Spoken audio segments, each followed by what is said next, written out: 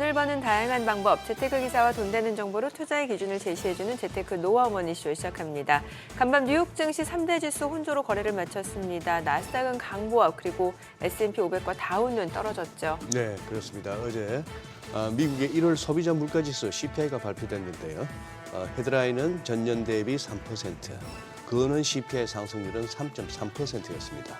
특히 전월비 0.5%에 달하는 상승률은 다소 쇼크로 다가왔습니다만 시장은 그래도 후반에 낙폭을 많이 줄였습니다.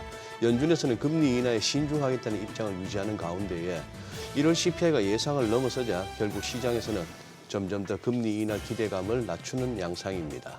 10년물 미 국채 수익률 CPI 확인 후 4.6%대로 제법 크게 올랐습니다.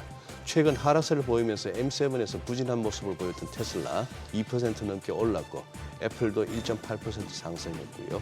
메타는 빠질 줄은 모릅니다. 네, 18거래일 연속 상승이죠. 네. 어제 국내 증시도 양시장 혼조로 마감했습니다. 코스닥 0.6% 가까이 떨어졌고요. 또 코스피는 외국인과 기관 순매수를 보이면서 0.3% 올랐습니다. 어제 조선 섹터가 굉장히 강한 모습을 보였습니다. 미국에서 동맹국의 해군 함정을 건조할 수 있는 법안이 발의되면서 강세를 나타냈고요. 또 삼성전자와 SK하이닉스 희비는 엇갈린 모습이었습니다. 네, 현재 미국과 중국이 무역 전쟁을 넘어서 관세 전쟁, 또 기술 패권 전쟁까지 벌이고 있는 상황입니다.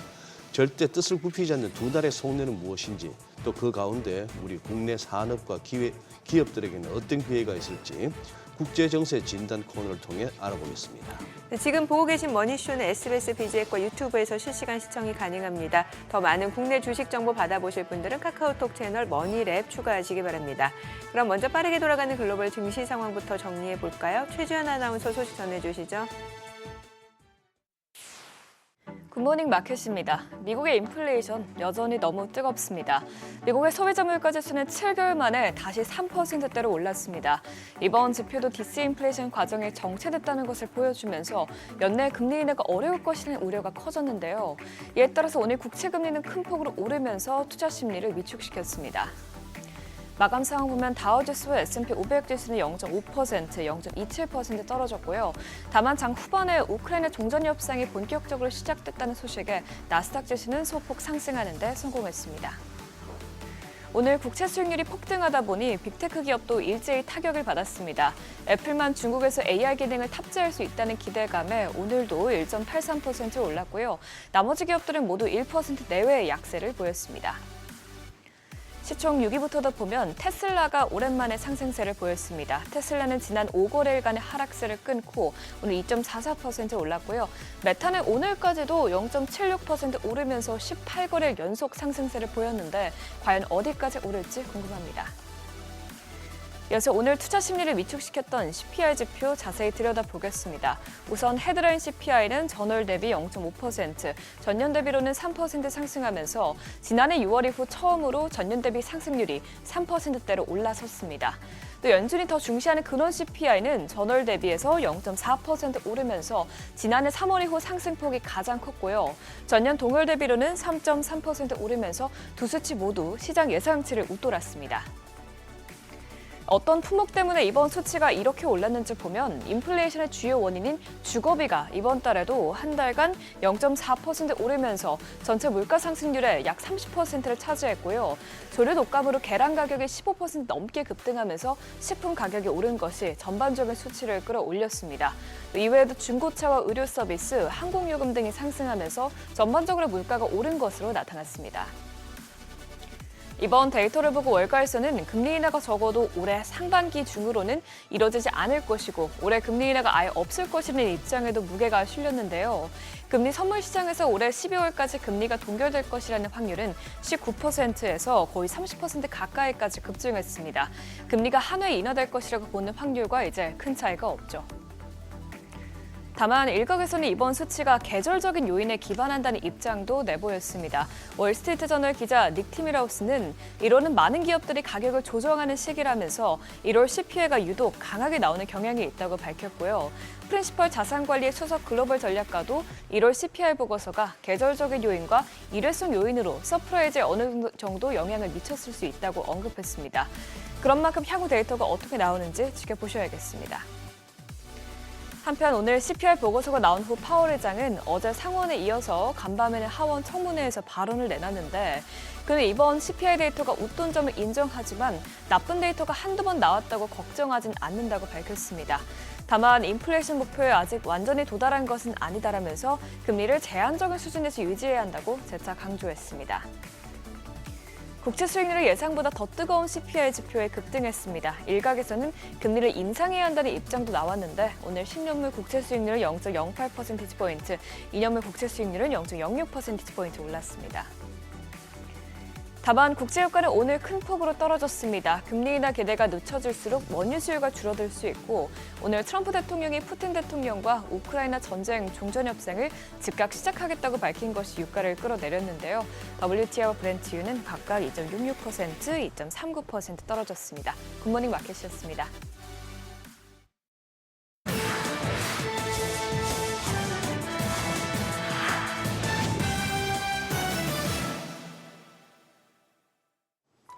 제2의 딥시크를 찾아 글로벌 투자자들이 중국으로 향하고 있습니다. 한동안 부진했던 중국 기술주들이 강세 흐름을 이어가고 있는데요. 중국판 나스닥으로 불리는 항생테크 지수는 종가 기준 지난달 13일 저점을 찍은 뒤 최근까지 25% 넘게 상승했습니다. 같은 기간 나스닥이 4.4%, 또 미국의 자존심인 매그니피센트 7 상승률이 0.5%에도 못 미치는 것과 상당히 대조적인데요. 딥시크를 필두로 중국의 AI 경쟁력이 재평가받으면서입니다. 영국 최대 자산운용사 에버디는 중국 인터넷 기업들만이 M7을 견줄 수 있다. 심리 개선으로 일부 자금이 중국으로 돌아왔다면서 미국은 0에서 1을 만드는 혁신에 강한 반면 중국은 1에서 100을 만드는 혁신에 더 강하다 평가했고요. 모건 스탠리와 JP모건, UBS 등 월가 대표 투자은행들도 중국 기술주 랠리의 지속 가능성에 대해 긍정적인 견해를 연거푸 내놓고 있습니다. 일본 혼다와 닛산이 오늘 합병 철회를 정식으로 결정해 발표할 것으로 보입니다. 이용계좌의 신문에 따르면 양사는 각각 이사회를 열어 지난해 연말 시작한 경영통합 협의 중단을 결정할 방침인데요. 합병이 실현되면 현대차를 제치고 세계 3위 자동차 공룡이 탄생할 것이란 관측이 나왔지만 협의의 진통을 겪으면서 최근 닛산 측이 합병 협의 중단 방침을 내비치는 등 난항을 겪었습니다. 신문은 역사적인 양사의 재편 계획은 2달 만에 좌절하게 됐다 평가하면서도 양사가 전기차용 소프트웨어 개발 협업 등을 위한 논의는 지속하는 방향으로 조율 중이라고 덧붙였습니다. 그런가 하면 닛산의 눈독을 들여왔던 대만 폭스콘의 류양웨이 회장은 닛산 최대 주주인 르노 측과 접촉했다는 사실을 인정하면서도 인수가 아닌 협력이 목적이었다고 언급했는데요. 폭스콘은 전기차 위탁 생산 사업을 위해 혼다와도 접촉하고 있는 것으로 전해졌습니다. 미국 석유공룡 쉐브론이 대대적인 감원에 나섭니다. 트럼프 대통령이 화석연료 생산을 대폭 확대하겠다는 약속을 내놓은 시점에서 감원과 설비 투자를 축소하는 결정을 내려 그 배경에 관심이 쏠리고 있는데요. 차측은 내년까지 글로벌 인력의 최대 20%를 감축할 계획이고 30억 달러 수준의 비용 절감을 목표로 하고 있습니다. 앞서 쉐브론은 올해 자본 지출 예산을 전년보다 약 7% 가까이 줄이겠다 언급하기도 했는데 자본 지출을 줄이는 건 코로나 이후 유가 폭락 이후 처음입니다. 전문가들은 쉐브론이 미국 정부의 정책적 뒷받침을 기대하기보다 철저히 경제성을 따져 의사결정을 내린 것으로 보고 있습니다. 과거 셰일 오일 시추 열풍으로 원유 공급 시장이 포화 상태에 이르고 이로 인해 석유 가격이 급락해 에너지업계 전반이 타격을 입었던 데에 대한 강한 경계감이 깔려 있다는 설명입니다. 글로벌 배터리 선두 중국 CATL이 홍콩 증시 상장을 추진합니다. 이번 기업 공개 규모는 최소 50억 달러에 달할 것으로 보이는데요. 4년 만에 최대입니다. 현재 중국 본토 선전 증시에 상장돼 있는 CATL은 이처럼 몸집 불리기에 여념이 없는데요. 세계 시장도 여전히 꽉 잡고 있습니다. 지난해 기준 38%에 육박한 점유율로 1위를 굳건히 했는데요. 2위를 기록한 비아디의 2배가 넘습니다. 전기차 캐즘에도 중국 배터리 업체들이 가파르게 성장한 가운데 한국 배터리 3사의 점유율은 내리막을 걸었는데요. 같은 기간 LG에너지솔루션과 SK온, 삼성 SDI 3사의 합산 시장 점유율은 18%대까지 떨어져 다 합쳐도 2위 비아디와 비등비등한 수준에 그치는 등 좀처럼 힘을 쓰지 못하고 있습니다. 지금까지 글로벌 비즈였습니다. 어제장에서 이슈가 있었던 업종 살펴보는 기업 이슈 시간입니다. 먼저 어제 방산주가 날아올랐습니다. 트럼프 대통령의 대표 수혜주로 꼽히는 종목이기도 하죠. 어제 미국 의회에서 해군 함정 건조를 동맹국에 맡기는 것을 허용하는 법안이 발의됐습니다.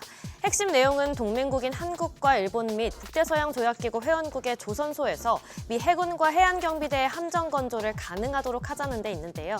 다만 외국 조선소에서 건조하는 비용이 미국 조선소보다 낮아야 한다는 조건이 달린 것으로 알려졌습니다. 이에 따라 특정 국가를 협력 대상으로 명시하진 않았지만 현실적으로 동맹국 중 미국보다 저렴하게 건조할 역량을 보유한 국가는 사실상 한국과 일본뿐이라 한국 기업들의 수혜가 기대되고 있습니다. 특히 어제 하나시스템과 하나오션 등이 크게 뛰었는데요. 지난해 인수한 필리조선소를 교두보로 삼아서 해양 방산시장 진출에 앞장설 것으로 보입니다. 마감 상황 보면 호재 있었던 하나시스템 상한가 기록했고요. i3 시스템도 23% 넘게 올랐고 한화가 16%, 카티스 15.94%, 하나오션도 15.17% 상승 마감했습니다. 창업투자회사, 일명 창투사도 어제 시세 분출했습니다. 페이스북의 모회사인 메타가 우리나라 AI칩 설계 스타트업인 퓨리오사 AI 인수를 논의하고 있다는 소식이 호재로 작용했는데요.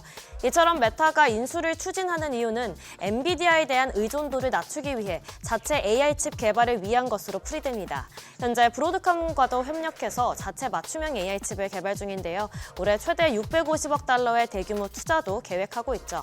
이에 DSC 인베스트먼트와 TS 인베스트먼트 등 퓨리오사의 AI의 초기 투자에 참여했던 기업들 위주로 주가가 올랐습니다.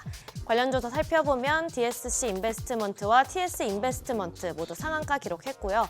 나우 IB 28.79%, 컴퍼니 K 13.29%, LB 인베스트먼트도 8% 넘게 올랐습니다.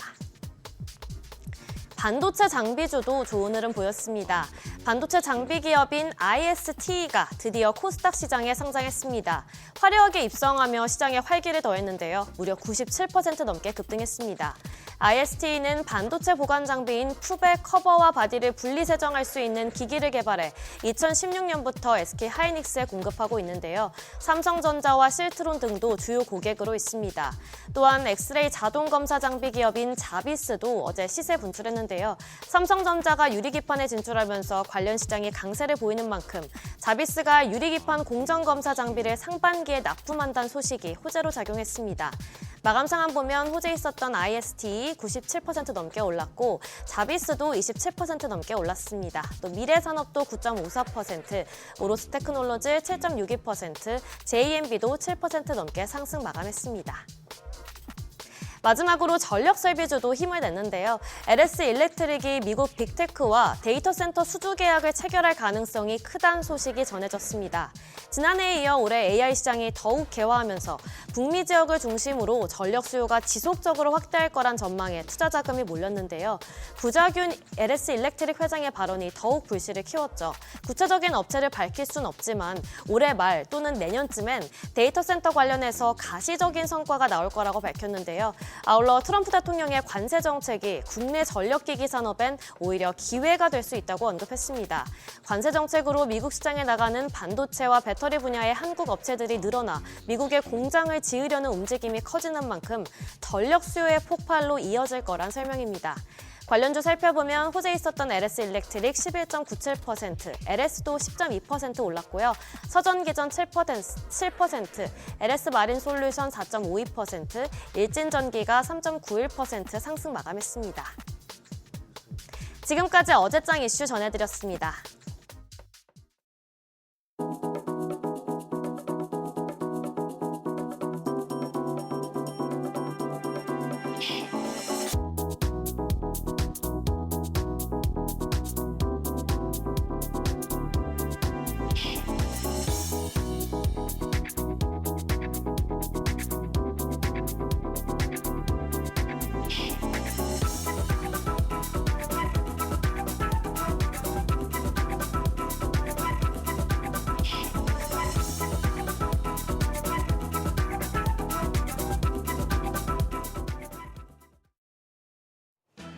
어제도 코스피는 올랐습니다. 하락 출발했지만 산업재들이 강세를 보이며 이틀 연속 상승 마감했습니다. 산업재가 진격하고 있습니다. 어제 코스피 지수 기여도 상위 10개 모두 조선과 방산 종목이었는데요. 최근 밸류에이션 부담 논란이 커지고 있지만 조선과 방산 대표주들은 여전히 강한 모습입니다. 산업재의 강세 언제까지 이어질까요? 밤 사이에 물가와 관세 관련 새로운 소식들이 대거 나온 만큼 개장 전에 짚고 넘어가야 할 것들이 많습니다. 어제장 복귀하면서 오늘장 투자 포인트 체크하시죠. 어제 코스피는 0.4% 가까이 오른 반면 코스닥은 0.6% 하락했습니다. 앞서 제롬 파월 연준 의장의 의회 증언에서 금리 인하 속도 조절에 대한 입장을 재차 확인하며 시장에 부담이 있었지만 코스피는 장중에 반등에 성공했습니다. 코스피 상승을 이끈 건 외국인이었습니다. 외국인 어제도 유가증권 시장에서 3,700억 원 넘는 강한 매수 우위를 기록했습니다. 반면 기관이 2,200억 원 넘게 팔아냈고 개인도 2,000억 원 가까이 순매도했습니다. 코스닥 시장에서는 메이저 수급 주체 모두 팔자 포지션을 취했습니다. 외국인이 1,200억 원 넘는 매도 우위를 기록했고 기관도 557억 원 순매도했습니다. 여기서는 개인만 홀로 2,200억 원 넘는 사자세를 나타냈습니다. 유가증권 시장 시총 상위 종목을 보면 삼성전자만 선방했습니다. 10위권 내에서 삼성전자가 0.18%, 삼성전자 우선주가 0.4% 상승했습니다. 반면 나머지 종목들은 일제히 하락했는데요. 최근에 기아 같은 경우에 관세 부과 우려의 약세가 이어지고 있습니다. 어제도 2% 넘게 조정을 받았고요. 네이버와 KB금융도 2% 내외 하락했습니다. 코스닥 시총 상위권에서는 종목별 희비가 갈렸습니다. 에코프로비엠과 HLB, 리노공업, 클래시스, 휴젤이 상승했습니다만 레인보우 로보틱스가 7% 가까운 낙폭을 기록했고요. 알테오젠과 리가캠바이오, 삼천당제약 등 제약바이오 대표주는 2거래일 연속 동반 하락했습니다. 환율은 강보합이었습니다. 정규장 마감 시간 달러 기준 80전 오른 1,453원 40전에 거래를 마쳤습니다. 다만 야간 거래에서는 미국의 지난달 소비자 물가가 예상보다 높게 나온 여파에 상승했습니다. 1,459원 선까지 올랐다가 우크라이나 전쟁 종전 협상이 조만간 시작될 것이란 기대에 오름폭이 일정 부분 되돌려졌는데요. 새벽 6시 기준으로는 1,451원 80전입니다. 오늘 외환시장 장중에 변동성이 높을 수 있으니 개장 상황 지켜보셔야겠습니다. 1월 미국의 소비자 물가 지수 CPI가 예상보다 뜨겁게 나오면서 뉴욕 증시는 변동성이 높았습니다. 수매가 나왔지만 저가 매수세가 유입되며 낙폭을 줄였는데 우리 시장 같은 경우에는 이미 코스피 관세 이슈도 견뎌내며 상승해 왔기 때문에 하락 압력이 오늘은 더 클 수 있겠습니다. 관세도 여전히 시장의 불확실성으로 남아있기 때문에 관세 영향이 적거나 수혜를 받는 종목들로 수급이 더 쏠릴 수 있겠는데요. 최근에 트럼프 관세 정책에서 수혜를 받을 수 있는 업종 내에서도 순환매가 돌고 있는 양상이죠. 인터넷에서 엔터 그리고 조선과 방산으로 매수세가 돌고 있는데요. 이 업종들이 이 사이클에 어떻게 들어가는지 체크해 두시면 좋겠습니다. 매경 이코노미에서 하나와 신한, NH투자증권 등 10개 증권사의 자료를 취합한 결과 금융, 통신, 인터넷, 게임 등의 업종들이 트럼프 행정부의 관세 정책에서 수혜를 받을 것으로 전망됐습니다. 금융과 통신, 인터넷, 게임, 엔터테인먼트, 미디어 쪽은 관세 영향에서 자유로운 피난처로 꼽히는데요. 금융과 통신은 주주환원 확대 모멘텀이 있다는 점도 긍정적인 부분으로 꼽히고 있습니다. 조선과 우주, 방산 쪽은 오히려 수요가 증가할 것으로 기대가 되고 있습니다. 조선주는 60년 만에 미국의 조선업 관련 규제가 풀린 가운데 미 해군 군함 사업 규모가 1조 750억 달러에 달하면서 한국의 조선업이 수혜를 받을 것이란 전망이 나옵니다. 우주와 방산 업종도 미국 동맹국의 방위비 지출이 증가하면 수출 기대감이 높아질 것으로 기대되고 있습니다. 화장품 같은 경우에는 유럽연합 관세 부과 시에 국내 제품들이 가격 경쟁력을 확보할 것으로 예상이 되는데요. 지금처럼 시장이 물가와 관세에 대한 우려가 짙은 상황에서는 피해가 예상되는 업종보다도 수혜가 기대되는 업종들이 선방할 수 있으니 지켜보셔야겠습니다. 다만 피해 업종 내에 해당하는 건설 쪽에서는 옥석 가리기가 필요하겠습니다.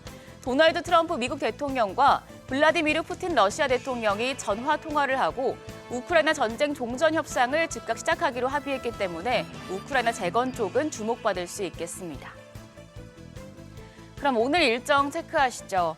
오늘은 국내 증시 옵션 만기일입니다. 밤에는 생산자 물가지수, 미국의 PPI 지수 등의 경제 지표가 발표가 되는데요. 트럼프 미국 대통령과 모디 인도 총리 정상회담도 이뤄질 텐데 글로벌 관세 전쟁이 확산하는 가운데 정상회담 결과에 이목이 쏠리고 있습니다.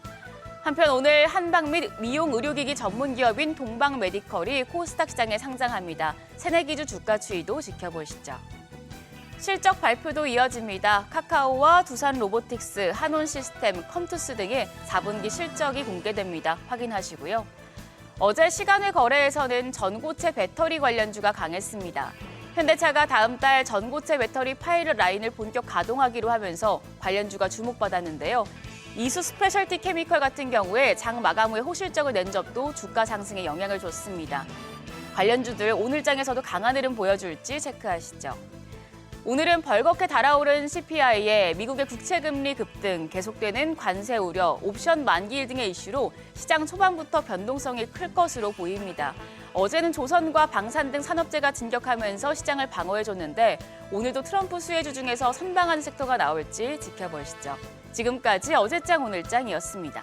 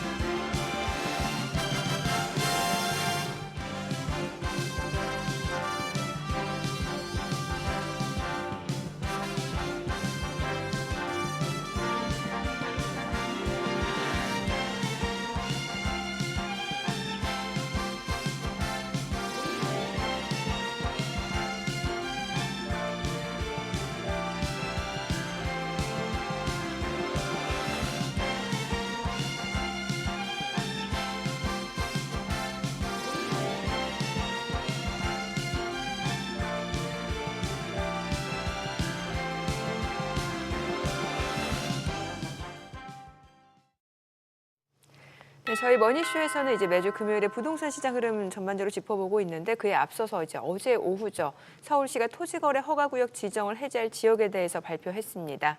네, 어떤 내용이 발표됐는지 향후 또 부동산 시장에는 어떤 영향을 미칠지 알아보겠습니다. KB국민은행 박원갑 부동산 수석 전문위원 전화 연결되어 있습니다. 안녕하세요, 박 의원님. 네, 안녕하십니까? 네, 자 어제 서울시 토지거래 허가구역 조정안을 승인했다고 밝혔습니다. 어느 지역이 네. 포함됐고 또 어떤 내용이 담겨 있었는지요? 그동안에 이제 서울시 이제 해당 주민들이 토지거래 허가구역 지정을 해제해달라고 이제 요청을 했는데 그걸 이제 반영했다 이렇게 보시면 되고요.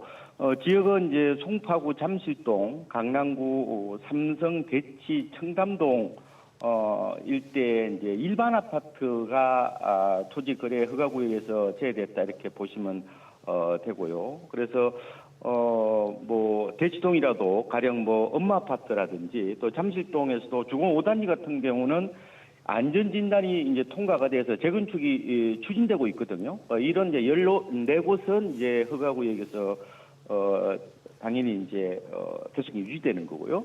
그다음에 이제 압구정이라든지 또 여의도, 목동, 성수동의 재건축도 이번에 역시 허가구역에서 제외되지 않습니다. 아무래도 이제 투기적 수요가 유입되지 않겠느냐 하는 그런 우려가 반영된 것으로 분석이 됩니다.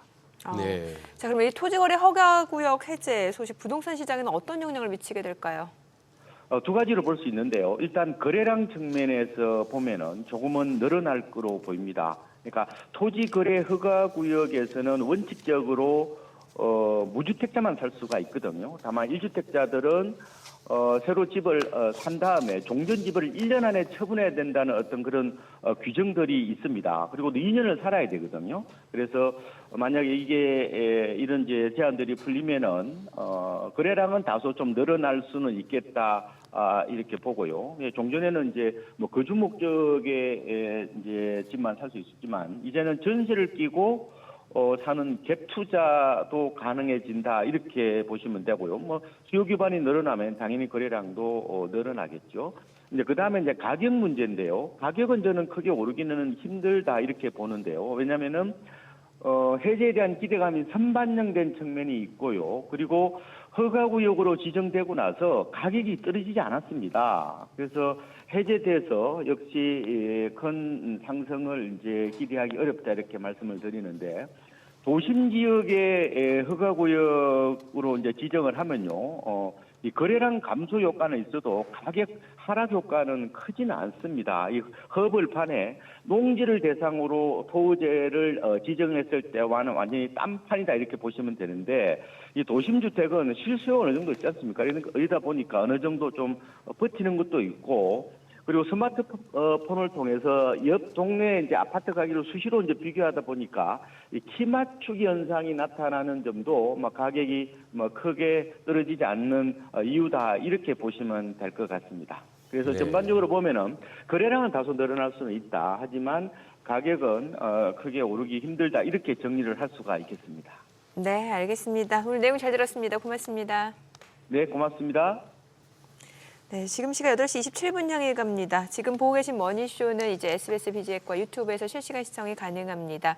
특히 SBS BG앱 다운로드 받으셔서 시청하시면 다양한 정보 확인해 보실 수 있고요. 또 국내 주식 정보 원하시는 분들은 카카오톡 채널에서 머니랩 추가하시면 또 다양한 내용 확인해 보실 수 있으니까요. 참고해 보시기 바랍니다.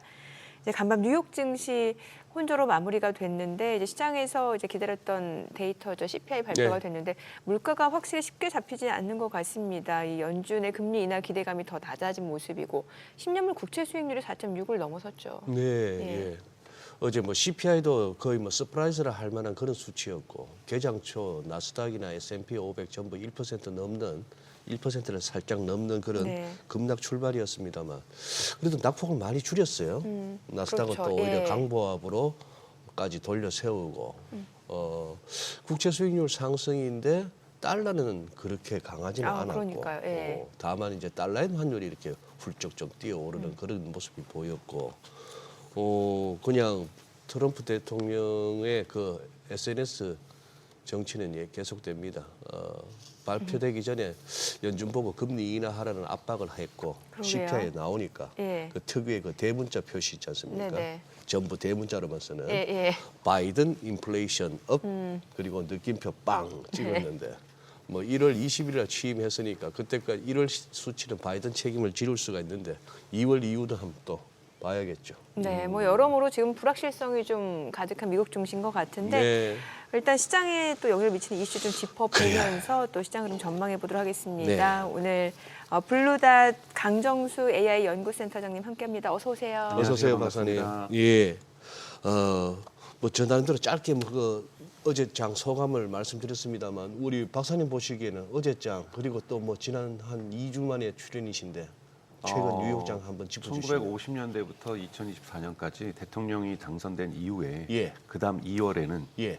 미국장이 평균적으로 3.1% 하락했습니다. 그러니까 그건 뭐냐면 항상 새 정부가 들어서면 예. 정책의 혼란들과 이 정책에 나아갈 방향에 대한 이 시장이 반응들이 항상 어수선하게 나타나기 때문에 한 번도 2월 장이 올랐던 적은 미국의 S&P 500이 그게 올랐던 또 적은 그렇습니까? 없습니다. 통계적으로 볼 때. 네. 그렇기 때문에 저는 지금 2월에 나타난 혼란은 이렇게 보편 관세를 할 걸 몰랐고 또 이렇게 전선이 중국만을 향하는 것이 아니라 네. 다양한 전선으로 확대되는 것에 대해서 지금 시장에 대한 우려감과 불안감들 이것이 어떻게 만들어질 것인가에 대한 이런 부분들이 전체적으로 계속해서 혼조세를 만들어내고 있는 거 아닌가. 그래서 저는 2월장에 대해서 너무 큰 기대를 안 하는 것이 좋다.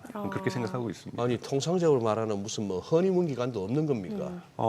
아니죠. 왜냐하면 새로운 정책이 나타나기 때문에 이 정책이 미국이 갖고 있는 정책은 그냥 대통령의 허니문이라는 건 대통령에 대한 지지도인 거고요. 이 새로운 경제 정책이 나타나고 새로운 국제 관계가 재편되게 됨에 따라서 이것이 가져올 파장에 대한 다양한 해석들이 나오다 보니 시장의 불안감들이 증폭되는 변동성이 증폭되는 시기라고 저는 2월을 항상 보고 있습니다. 하기야 허니문은 11월에 그 선거 결과가 나오고 나서 취임 기간까지가 차라리 허니문 기간이겠습니다. 맞습니다. 네, 기대감으로. 네네. 네. 지금 기술주들 내에서 보면은 이제 최근에 좀 약간 분위기가 좀 바뀌는 것 같은 게 메타가 지금 18거래일 연속 상승하고 간밤에 보니까 또 애플도 올랐는데 이건데 뭐 테슬라가 6거래일 만에 반등인가요? 이제 네네. 좀 뭔가 희비가 엇갈리는 분위기입니다. 네네네. 예. 메타는 저는 대단히 좋은 성적을 앞으로도 계속 보일 거라고 보고 있습니다. 왜냐하면 여러분 작년에 메타 그리고 마이크로소프트, 아마존, 그다음에 구글이 약 2천억 달러가 넘게 AI 투자를 했고 올해는 뭐 마이크로소프트는 800억 달러를 하겠다. 서로 높게 지르죠. 메타는 650억 달러를 하겠다. 네. 그랬더니 구글이 700억 달러 그랬더니 마지막에 아마존이 우린 1,000억 달러 하겠다. 우린 뭐 AI 올인하겠다고 얘기를 하는데 그럼 여러분이 스타게이트가 좀 뻘쭘해지지 않습니까? 스타게이트는 저는 이 이브리가라고 생각해요. 이들이 이미 2024년과 2025년에 이 4개 기업이 투자하는 돈이 스타게이트 투자하는 돈하고 같습니다. 그러니까 그렇기 때문에 스타게이트 자체가 뭐 대단한 것이 아니라 이 4개 기업이 지금 주도하고 있다고 볼 수가 있는 건데요. 여기에서 독특하게 메타만이 자기만을 위해서 AI를 투자를 합니다. 그러니까 마이크로소프트나 아마존이나 이 구글 같은 경우에는 흔히 말하는 하이퍼스케일러, 클라우드 서비스를 확장하면서 여기에 AI를 연구도 하고 탑재도 하지만 기업에게 데이터 센터를 판매하기 위해서 클라우드 서비스를 위해서 이 투자를 하고 있다라면은 네네. 메타는 순수하게 자기들이 쓸 것만을 위해서 이렇게 거대한 돈을 쓰고 있다라는 거예요. 이것이 광고 효과를 계속해서 올리는 거고 여러분들 요즘 인스타그램이나 페이스북 보면은 회원님을 위한 추천이라는 란에서 제가 팔로잉하지 않는데 친구 관계가 아닌데도 계속해서 컨텐츠가 추가가 되는 거죠. 이게 뭔 뜻이냐면 광고가 들어갈 슬롯을 확대시키는 겁니다. 예. 그래서 예. 광고의 효율은 이제 개인 정보가 아니라 개인의 취향이라든지 서드파티 데이터가 아니라 AI로 추천을 해주고 있는 거고요. 그리고 계속해서 광고 슬롯을 늘려나가는 거고 있고요. 또 광고주들에 대한 락인을 만들기 위해서 AI 에이전시라고 해가지고 광고주들이 이제는 중간에 에이전시를 통하지 않고 메타에게 맡기면 광고 소재도 메타가 만들어주고 광고를 어디에 배치할지 어느 시간대에 누구에게 배치할지도 메타가 결정해주는 이러한 시스템으로 발전하면서 메타의 그 효율성들이 되게 높아지고 있다는 부분들이 메타를 계속해서 끌어올리고 있는 부분이라는 거죠. 대단히 가볍게 그러니까 테슬라라든지 이런 업체들이라든지 또는 아마존이라든지 이런 업체들은 뭐냐면 하드웨어에 대한 투자, 클라우드에 대한 투자, 차량에 대한 투자, 자율주행의 불확실성 하지만 예. 언젠간 이루어질 예. 것 같은 대단히 무거운 투자들을 하고 있다면 예. 메타라든지 팔란티어 같은 경우에는 소프트웨어 중심의 투자이기 때문에 네. AI 시대를 좀 더 빨리 열어내는 기업들이라고 우리가 볼 수가 있기 때문에 메타라든지 팔란티어의 주가들이 빠르게 상승하는 이유라고 볼 수가 있습니다. 뭐 여기에다가 어제는 또 국내에서 보니까 그 창투사 관련주들 많이 올랐던 게 뭐 메타가 자체 AI 칩 개발을 위해서 우리나라 퓨리오사 AI 인수를 뭐 논의 중이다라는 소식이 논의인데 저는 나오는데. MBA 정도는 했기 예. 때문에 MOU는 맺었거나 또는 듀딜리전스 예. 단계이기 때문에 이런 뉴스가 나온다고 예, 생각이 예. 들어요. 퓨리오사 AI, 그러니까 MPU라고 하죠. 이러한 추론칩.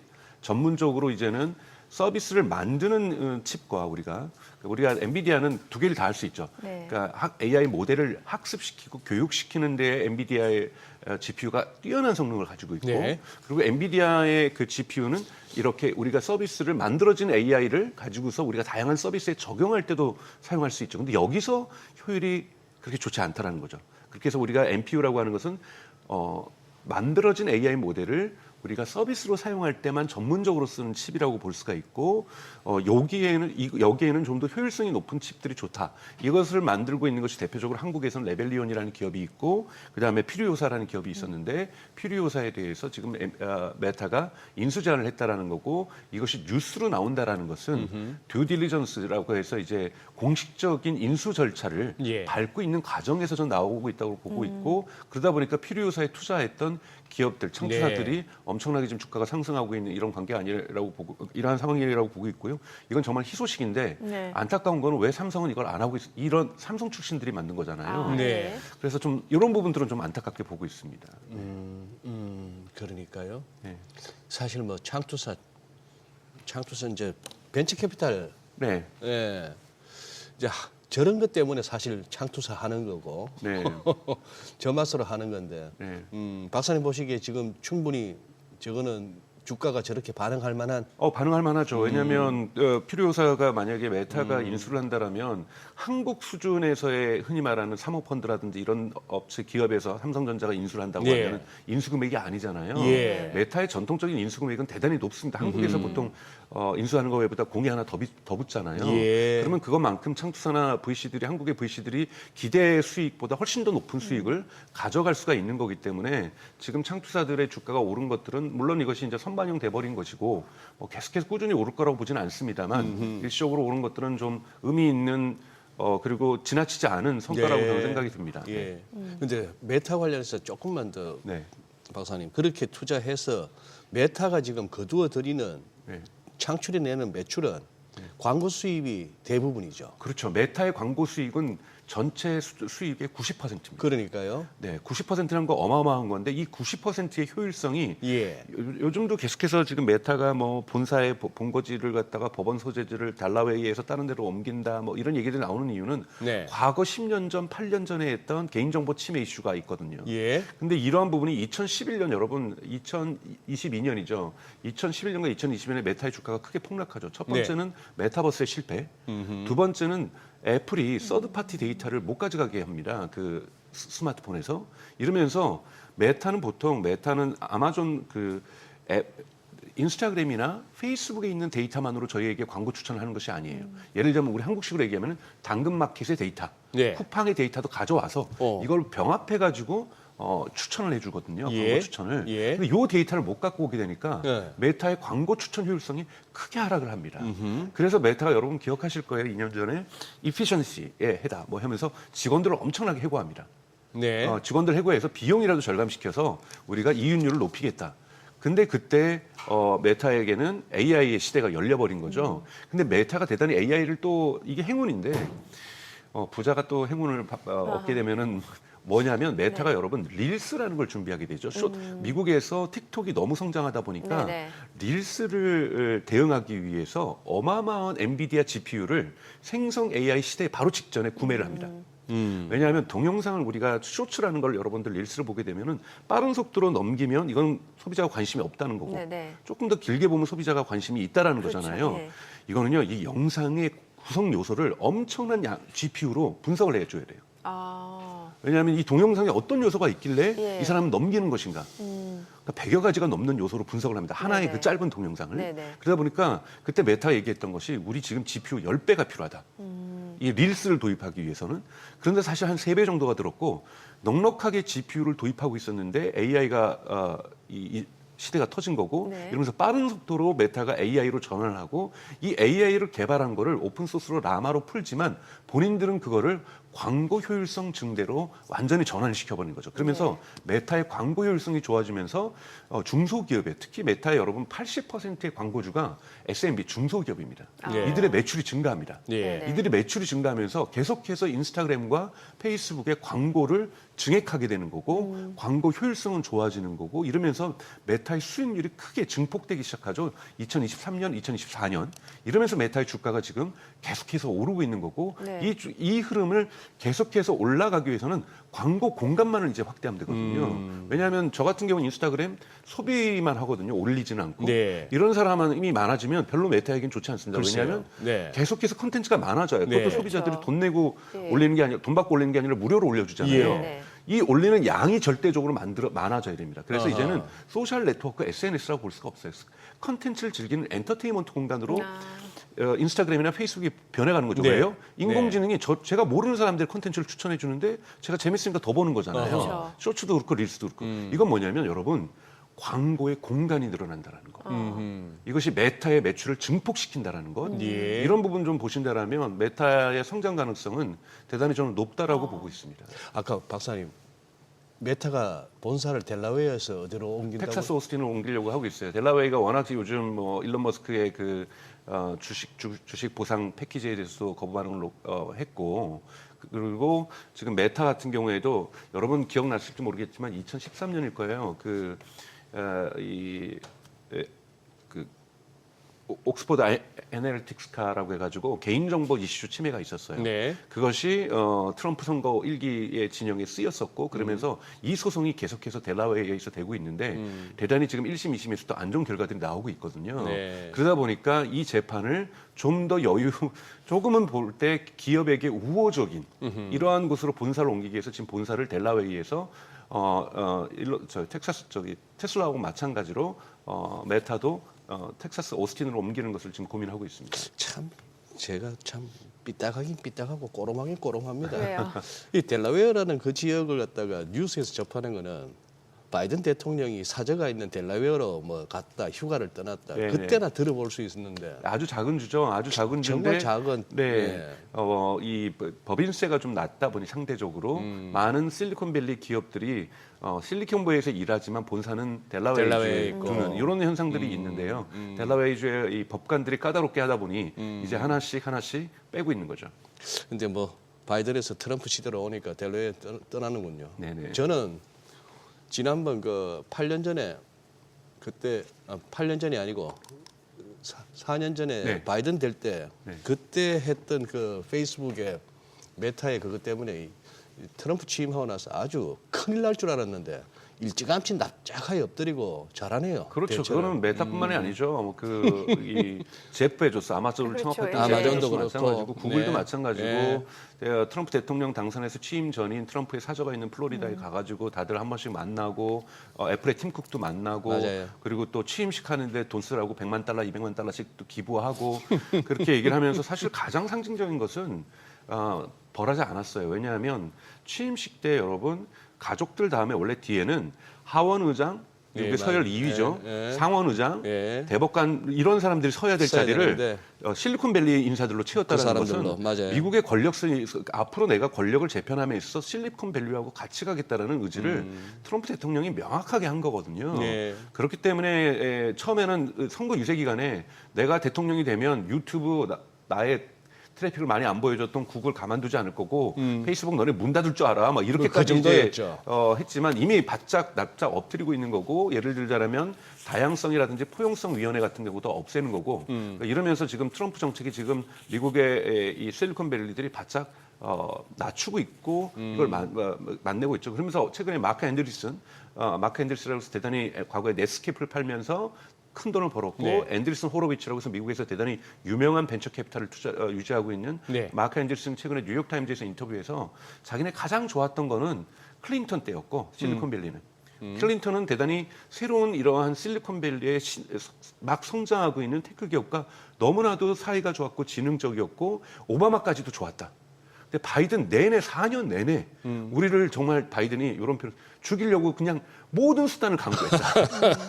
그리고 우리가 유럽에서 저렇게 고통받을 때 유럽연합이 우리를 막 규제하려고 할 때 바이든 정부 편지 하나 안 써줬다. 네. 이러한 부분들이 이제 실리콘밸리가 등을 돌리게 됐던 트럼프 쪽으로 등을 돌리게 됐던 가장 큰 원인이 아니었었던가라고 저는 생각하고 있습니다. 네. 예. 저 일론 머스크 얘기 좀 하고 네. 싶은데 지금 이제 오픈 AI를 인수할 의향이 있다. 이제 투자자 컨소시엄을 구성해서 한 974억 달러의 좀 지분을 사들일 수 있다. 이러니까 지금 샘 올트먼이 응수를 했잖아요. 네. 뭐 사양하겠다. 그럼 우리는 X를 97억 4천 달러 사겠다.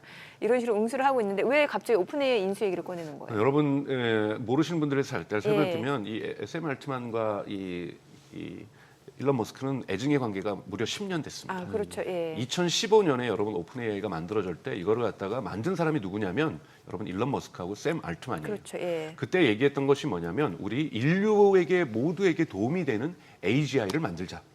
특정 기업, 그건 그때 당시는 구글을 상정한 거예요. 특정 기업이 AGI를 만들면 안 된다.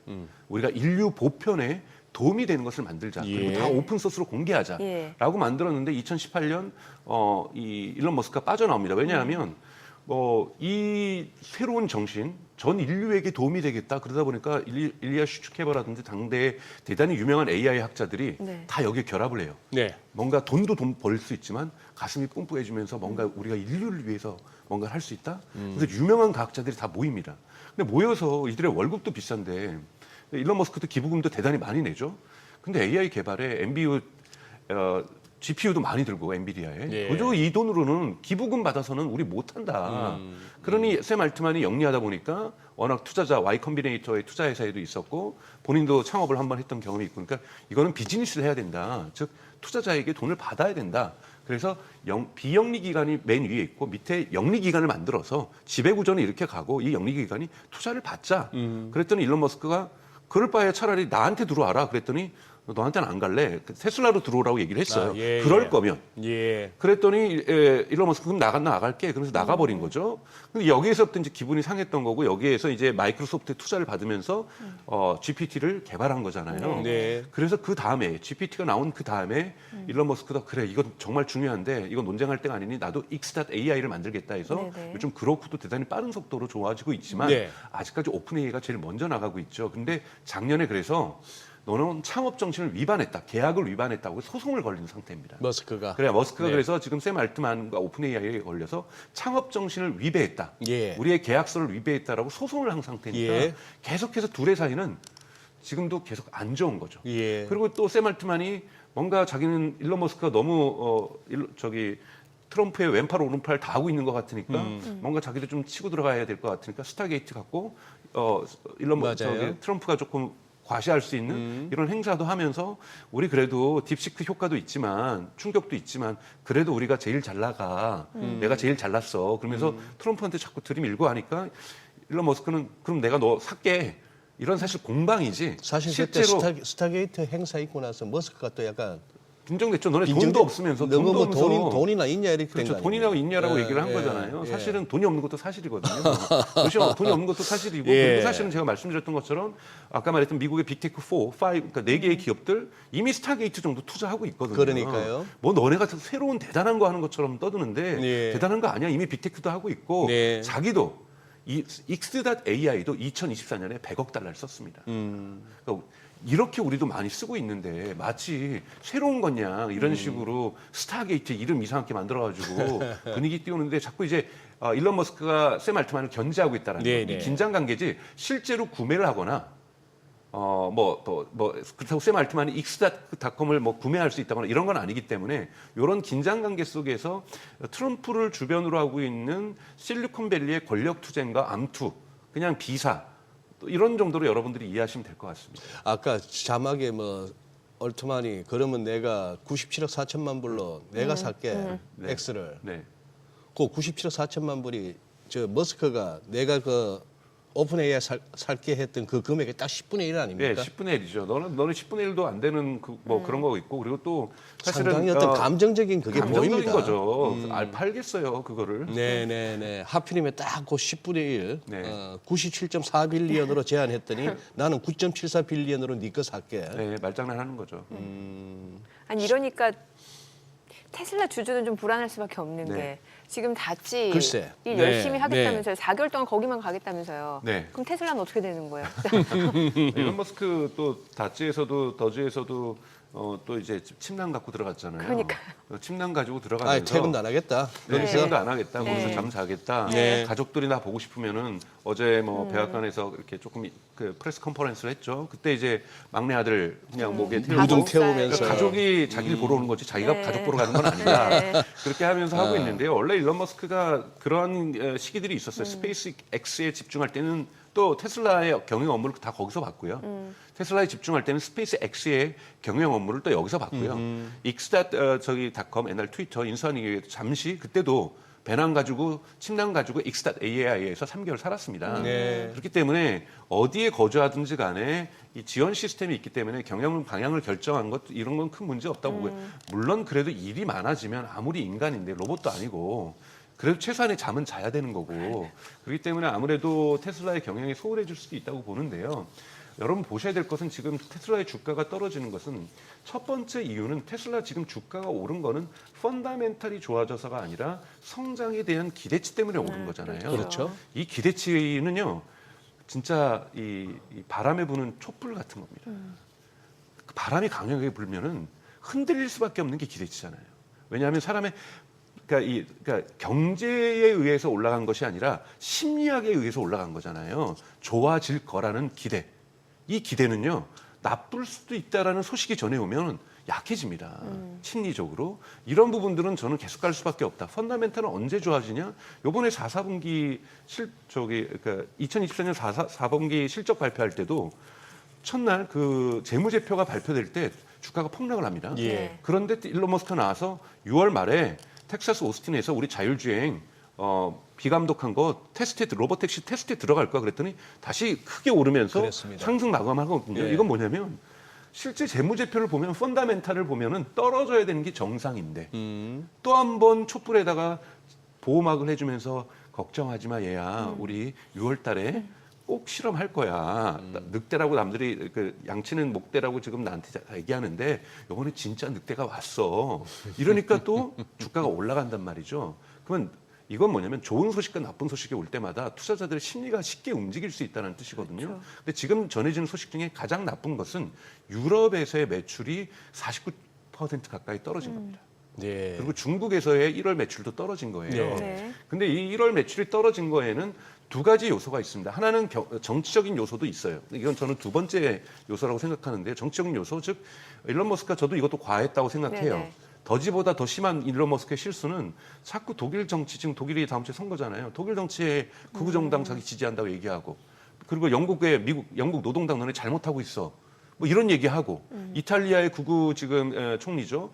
너 잘하고 있어. 나랑 같이 뭔가 해보자. 이런 식으로 유럽 정치에 자꾸 얘기하면은 유럽 언론들이 그리고 유럽인들이 과거에 여러분 트럼프 1기 국방장관 이름 기억 안 나지만 유럽 그 낡은 국가야. 뭐 이런 얘기하면서 유럽의 자존심을 확 건드리잖아요. 네. 그리고 이번에 마크롱 대통령도 연설을 하면서 주적이 중국인데 왜 유럽하고 싸우려고 그러지? 트럼프 이런 식으로 지금 얘기를 하는 것처럼 유럽인들의 자존심을 자꾸 건들면 이 브랜드에 대한 거부감이 있을 수 있습니다. 네네. 그런 부분보다 근데 사실 더 큰 거는 모델 Y 주니퍼의 조기 출시예요. 여러분 지금 모델 Y를 예약할 수 있습니다. 한국도 예약할 수 있고 중국도 예약 첫날 5만 대가 예약이 됐잖아요. 네. 11월에 판매를 했던 게 6만 대인데 네. 모델 Y가 5만 대가 하루 만에 예약이 됐어요. 예. 엄청나게 인기죠. 근데 예. 그게 언제 배송이 되냐면 3월에 배송이 됩니다. 3월에 배송되는 것을 1월에 공개해버리면 모델 Y 구형 모델을 지금 사겠습니까? 아무도 안 사는 거죠. 그러니까 그러네요. 매출이 떨어지는 게 그러네요. 너무 당연한 거예요. 네네. 모델 Y가 전혀 안 팔리고 있는 겁니다. 그러니까 구형 모델 네, Y죠. 네, 네. 그리고 왜냐하면 매출은 딜리버리, 즉 배송이 될 때 잡히는 거잖아요. 그렇죠. 그러다 보니까 3월 달까지는 2월 달에도 여러분 안 좋을 거예요. 그러네요. 2월 달도 마이너스 50% 나올 겁니다. 네. 그래서 이러한 상황들이 1, 2월 유지될 거기 때문에 이런 소식이 전해지면서 주가가 내리는 거고 또 어제 비아디가 우리도 자율주행 가는데 딥시크로 우리는 무료로 풀 거야. 네. 테슬라처럼 돈 안 받아. 이런 식으로 또 얘기를 해버리니까 테슬라 주가가 또 출렁이는 거고요. 그래서 근데 이거는 다 흔히 말하는 일종의 시장의 어떤 노이즈, 소음이라고 볼 수가 있어요. 왜냐하면 약한 심리적 기대감, 기대치로 성장을 했기 때문에 작은 소음과 큰 소음에도 이건 흔들릴 수 있다. 네. 테슬라가 궁극적으로 풀어야 될 것은 6월 달로 약속했던 건데 여러분 6월 달에 된다는 거 믿으시면 안 됩니다. 작년에도 8월 8일 날 로봇데이 한다고 해서 했는데 투자자들 다 믿고 있었는데 10월 달로 연기하면서 8월 달에 주가가 또 크게 떨어졌거든요. 일론 머스크가 시간 약속 지킨 적 단 한 번도 없어요. 네. 거기에는 뭐 투자자들도 익숙해지신 것 네, 같아요. 익숙해지죠. 근데 네, 다만 네. 그 약속이 시간 약속은 안 지키지만 반드시 지켰거든요. 이루긴 시간이 지난 이룬다. 다음에. 시간이 지난 다음에 그래서 이번에 6월 달에 텍사스 오스틴은 여러분 일론 머스크가 했던 첫 번째 약속이고 이거는 충분히 지연돼도 너무 놀라운 상황은 아니다. 그래서 근데 가장 중요한 건 테슬라의 주가는 자율주행을 진짜 이 비감독을 실현시키는 것 네네. 이것이 펀다멘탈이거든요. 네. 네. 이 시기를 기다리시는 것들이 여러분 대단히 어려운 시기이기 때문에 그렇기 때문에 테슬라는 단기 투자가 어렵다라는 거죠. 알겠습니다. 자, 지금 시간 8시 54분 향해 갑니다. 오늘 양시장 호가 상황 체크해 보겠습니다. 먼저 코스피 예상 체결지수부터 볼게요. 오늘 코스피가 0.3% 상승 예상되고요. 지금 2,556포인트로 집계가 됩니다. 코스닥도 0.3% 상승 예상되고 747포인트로 예상 체결지수 집계되고 있고요. 시가총액 상위 종목 예상 체결가 보겠습니다. 삼성전자 오늘 보합 출발 예상되고요. 호가는 55,900원, SK하이닉스 0.5% 지금 상승 출발 예상되고 호가 199,900원으로 나타나고 있습니다.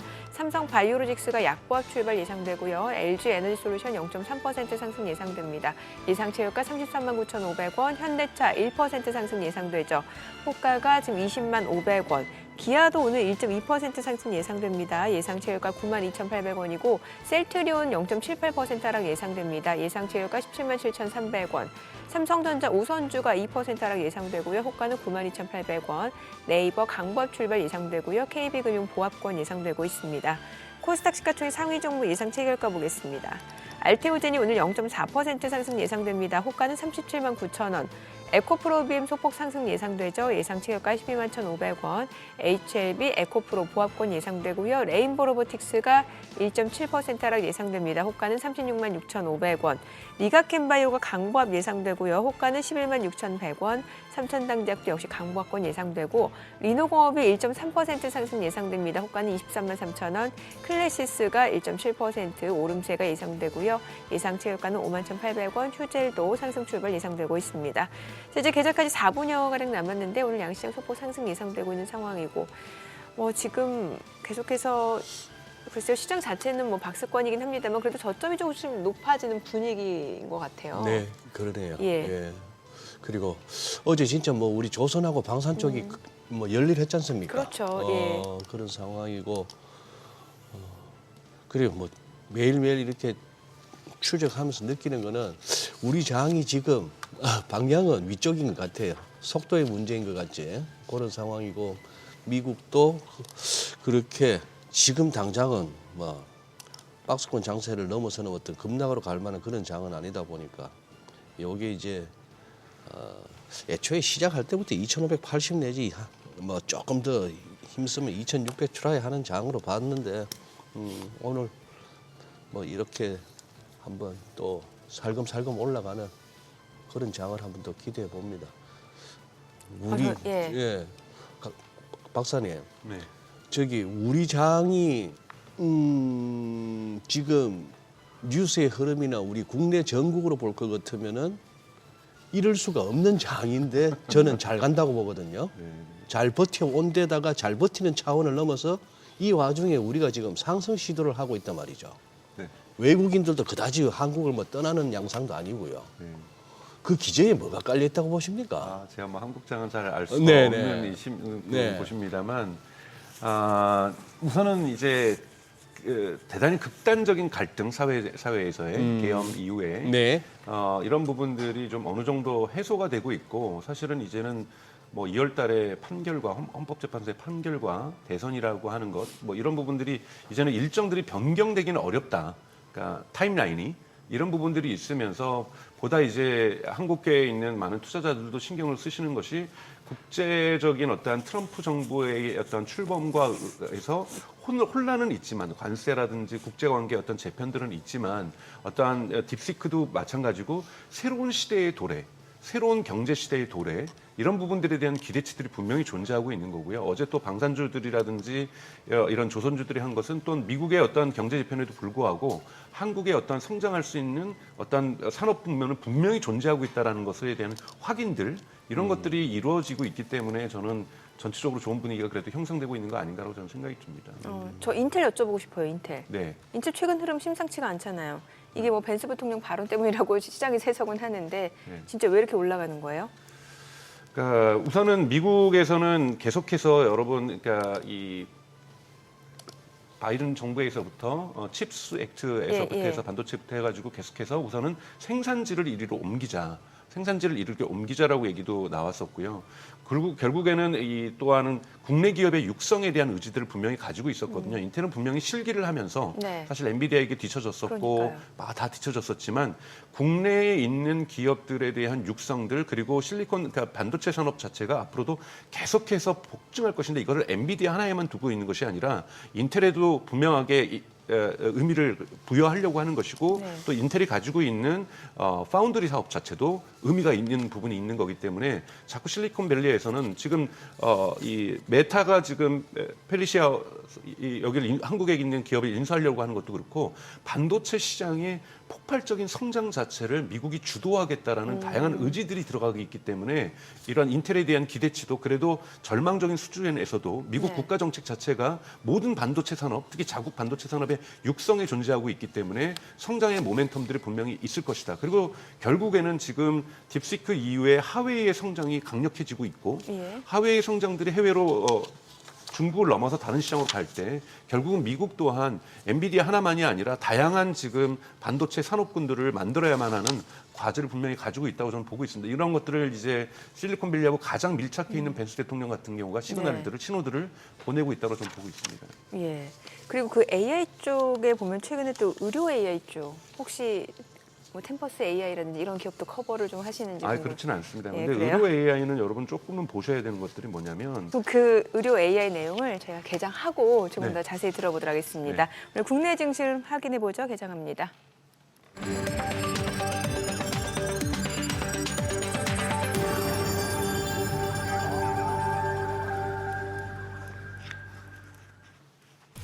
네, 2월 13일 목요일 국내 증시 개장했습니다. 간밤 뉴욕 증시는 혼조로 마무리가 됐습니다. 이제 시장에서 기다렸던 지표 CPI 발표가 됐습니다. 인플레이션, 물가 상승률이 그렇게 쉽게 둔화되지 않는다라는 점이 다시 한번 확인이 됐고요. 그에 따라 시장에서는 올해 연준이 이제 한 번 정도의 금리를 인하할 수도 있다. 아니면은 만약에 인플레이션이 쉽게 잡히지 않는다라고 하면은 또 금리를 인상할 수도 있다라는 그런 전망들이 나오고 있는 상황이고요. 이 가운데 이제 종목별로는 좀 희비가 엇갈리고 있습니다. 뭐 메타는 18거래 연속 상승했고 애플도 올랐고 테슬라도 오랜만에 좀 반등을 보여줬는데 오늘 양시장 출발 지수 좀 체크해 보겠습니다. 코스피가 0.4% 상승합니다. 2,960포인트, 코스닥도 0.47% 올라갑니다. 748포인트입니다. 시가총액 상위 종목 시초가 보겠습니다. 삼성전자가 0.5% 올라갑니다. 56,100원이고요. SK하이닉스는 약보합으로 198,800원. 삼성바이오로직스가 0.78% 올라갑니다. 116만 6천원이고 LG에너지솔루션이 1% 올라갑니다. 34만 2,500원. 현대차 오늘 흐름 좋네요. 3% 강세로 20만 5천원에 거래되고 있습니다. 기아도 3% 올라갑니다. 9만 4,800원이고 셀트리온 소폭 오름세 17만 9,300원.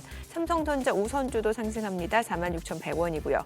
네이버는 보합이고 KB금융이 0.3% 하락하면서 8만 1,700원에 거래되고 있습니다. 코스닥 시가총액 상위 종목 시초가도 보도록 하겠습니다.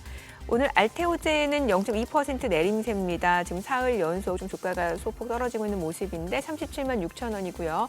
에코프로비엠은 3% 올라갑니다. 12만 5,100원. HLB 0.2% 소폭 떨어지고요. 에코프로 2% 상승합니다. 6만 800원. 레인보우 로보틱스가 오늘 1% 상승합니다. 37만 8,500원이고 어제 6% 넘게 떨어졌거든요. 하루 만에 좀 반등을 보여주고 있는 상황이긴 합니다. 자, 그리고 리가캠바이오가 지금 약보합으로 11만 5,800원이고 삼천당제약은 0.4% 올라갑니다. 18만 1,000원이고요. 리노공업이 0.4% 상승합니다. 23만 1,000원. 클래시스는 지금 보합이고 휴젤이 0.5% 떨어집니다. 25만 9,500원에 거래되고 있습니다. 자, 오늘 시장에서 특징을 보여주고 있는 섹터 종목들 체크해 보도록 하겠습니다. 우크라이나 재건 쪽 관련 종목들이 움직입니다. 아무래도 지금 이제 러시아 푸틴 그리고 트럼프 대통령 지금 우크라이나 전쟁 종식과 관련해서 계속해서 협상 중이라는 소식이 나오고 있고 관련해서 국내 증시 쪽에서는 종목들이 좀 테마주로 엮이면서 지금 동반 강세를 보여주고 있는데 지금 보시다시피 삼부토건이 10% 급등하고요. 현대 에버다임도 6% 강세를 보이면서 1,900원에 거래되고 있습니다. 데모도 지금 5.9% 상승 중이고 HD 현대건설기계가 13% 두 자릿수 상승률 보여주고 있죠. 86,100원에 거래되고 있습니다. 다산네트워크스도 4.7% 올라가고 있고요. 대동기어가 13% 급등합니다. 뭐 SY스틸텍, SY도 6%, 4% 강세고 SG 그리고 S&T 에너지까지도 상승 보여주고 있고요. 또 데모도 5% 강세. 다스코도 지금 4% 상승 보여주고 있습니다. 오늘 우크라이나 전쟁 종식에 대한 기대감이 관련 종목들 상승을 이끌고 있는 것으로 보여집니다. 자, 그리고 뭐 어제 창투사 좋았잖아요. 오늘도 움직입니다. 자, DSC 인베스트먼트가 역시 또 상한가입니다. 4,845원. TS 인베스트먼트도 지금 20% 급등을 보여주고 있습니다. 지금 반면에 이제 나우 아이비 같은 경우는 차익 실현 물량들이 나오면서 떨어지고 있는 상황이고 LB 인베스트먼트는 소폭 상승에 그치고 있고 컴퍼니 K도 3% 떨어지고 있는 모습이고 반면에 뭐 윌베스라든지 원티드랩, 대성창투 이런 종목들이 좀 올라가고 있는 상황이고 지금 탄력도가 좋은 거는 DSC 인베스트먼트 그런데 지금 상한가가 좀 풀렸네요. 물량들이 좀 나오고 있는 상황입니다. 자, 지금 메타가 퓨리오사 AI 인수를 검토 중이다, 논의 중이다라는 소식이 나오면서 관련된 뭐 인베스트먼트 쪽 주가가 좀 상승을 보여주고 있고 다만 어제 대비로는 일부 좀 차익 실현 물량들이 나오고 있다는 점을 체크해 보셔야 될 것 같습니다. 미용기기 쪽 볼게요. 오늘 동방메디칼 신규 상장한 종목입니다. 자, 지금 보게 되면은 42% 급등하네요. 이게 이제 미용 의료기기 쪽으로 좀 분류가 되는 것 같습니다. 동방메디컬이 지금 14,800원 선에서 흐름이 좀 이어지고 있는 모습이고요. 자, 뭐 미용 의료기기 쪽에서는 그 밖에는 라메디틱이 2% 상승이고 하이로닉 클래시스가 1% 이상 올라갑니다. 다만 이제 동방메디컬이 좀 워낙 많이 오르다 보니까 좀 미용기기 섹터 상승을 이끌고 있는 것으로 좀 보여지는 측면이 있고요. 오늘 전선 쪽이 또 움직임이 좀 좋네요. LS 가온전선, 일진전기가 각각 4%에서 2.7% 상승 보여줍니다. 지금 가온전선이 4.5%, 대한전선 2%, LS가 4.9% 상승하면서 12만 9,300원에 거래되고 있습니다. 오늘 수급 상황 좀 체크해 보도록 하겠습니다. 오늘 유가증권 시장에서는 현재 개인과 기관이 삽니다. 각각 463억 원, 기관은 440억 원 매수 우위를 나타내고 있고요. 외국인은 891억 원 순매도를 나타내고 있습니다. 코스닥에서는 개인과 외국인이 삽니다. 각각 145억 원, 40억 원 매수 우위고요. 기관은 157억 원 매도 우위를 나타내고 있습니다. 환율 체크해 보겠습니다. 달러원 환율 좀 보도록 할게요. 정기적 마감 대비로 1원 30전 떨어진 1,452원 10전에 개장이 됐습니다. 오늘 그래도 보니까 뭐 2차전지 힘내주고 있고 뭐 우크라이나 재건 쪽 이런 종목 움직이니까 뭐 시장 자체는 지금 보시다시피 코스닥 쪽이 좀 더 탄력도가 좋네요. 예. 예. 근데 어제 네. 하나시스템 같은 종목들이 막 상한가를 치고 이랬는데 그러면서 한화자 붙은 것들은 다 올라갔잖아요. 최근에 실적이 굉장히 좋았죠. 실적 좋았고 예. 오늘은 지금 뭐 이렇게 약보합인가요? 하나시스템, 하나오션, 강보합권 정도입니다. 강보합권 예. 정도. 하나 에어로스페이스가 좀 물량이 나오네요. 3% 물량이 좀 떨어지고요. 나오고. 예. 예. 오늘 보니까 뭐 로봇주도 흐름이 좋아요. 로봇도 좋고. 예. 아까 살펴봤던 우리 창투사들은 계속 가는 건가요? 창투사 살짝 지금 DSC 인베스트먼트 상한가가 좀 풀렸는데 여전히 풀렸는데 27% 여전히 급등이고. 강하고. 예. 네. 저기 강 박사님. 아까 저희 의료 의료에 AI 의료에 예, 그 맞아요. 말씀마저 예, 간단하게만 예, 설명을 드리면 네. 우선 스타게이트 프로젝트가 예. 대부분 의료 AI를 위한 겁니다. 아. 그렇기 때문에 이 분위기가 우선 형성이 됐고요. 네. 예. 두 번째는 2024년 1월 달에 나왔던 네이처지에서 분석한 것도 네. 뭐라고 얘기를 하고 있냐면 AI가 신약 개발의 속도를 가속화시킨다라고 얘기를 하고 있어요. 네. 여기에는 여러분 네. 아시는 알파폴드라고 하는 예. 작년에 노벨 화학상을 받았죠. 예. 이러한 구글이 이 딥마인드에서 만들었던 이 AI에 대한 단백질 구조에 대한 어떤 AI를 통한 밝힘 이런 부분들이 다양한 AI들이 이제 의학과 결합되면서 예. 가장 중요한 건 신약 개발이 이제 빨라지고 있다라는 부분들이 있는 예. 거고 여러분들 지금 놀라시고 있는 이 템푸스 AI 예. 여기 같은 경우 이제 첫 번째로는 이제 올리비아라고 하는 새로운 앱이 출시가 됐는데 네. 미국은 의료보험이 잘 안 돼 있잖아요. 그렇죠. 예. 그러니까 이 올리비아 앱이 대단히 잘 의료보험이 안 든 사람도 건강 관리하거나 요때 지금 빨리 병원 가는 게 그래도 그나마 절약하는 거다 이렇게 하면서 대단히 사람들한테 인기를 끌고 있다는 것. 네네. 이 부분이 좀 또 주가를 상승하게 올리고 있는 거고요. 예. 그다음에 이제 또 하나는 여러분 아시는 미국 하원 의장이었던 네네. 민주당 출신의 아, 낸시 간밤에. 펠로우가 예. 펠로시. 엄청난 펠로시가 엄청난 투자자잖아요. 예. 근데 이 낸시 펠로시가 여기를 콕 찍어서 투자를 했거든요. 네네. 그러다 보니까 사람들이 낸시 펠로시가 찍는 데는 다 대박 났다. 이러면서 이렇게 따라 투자하면서 지금 템포스 AI에 대한 주가가 올라가고 있는 것이다. 네. 근데 이제 전체적으로는 이것도 기대치입니다. 여러분. 신약 개발의 속도가 가속화되고 있는 것이지 예. 신약 개발이 쏟아지는 건 아니죠. 아, 그렇죠. 그렇죠. 예. 그래서 의료 AI와 관련 메디컬 AI라든지 의료 AI에서는 여러분 조심하셔야 될 것은 당분간 상승장은 이어갈 수는 있지만 이것이 펀더멘털리에서 신약들이 나오고 있는 것은 아니기 때문에 예. 예. 조금은 조심하셔서 보셔야 될 종목이 있다고 저는 생각이 듭니다. 그리고 이거는 뭐 확인되진 않았습니다만 미국 쪽에서 뭐 하원 의장이 또 이런 발언을 했다고 해요. 지금 뭐 의약품하고 자동차 쪽에서는 관세를 면제할 수도 있다라는 얘기가 나오잖아요. 이건 또 어떻게 봐야 되는 거예요?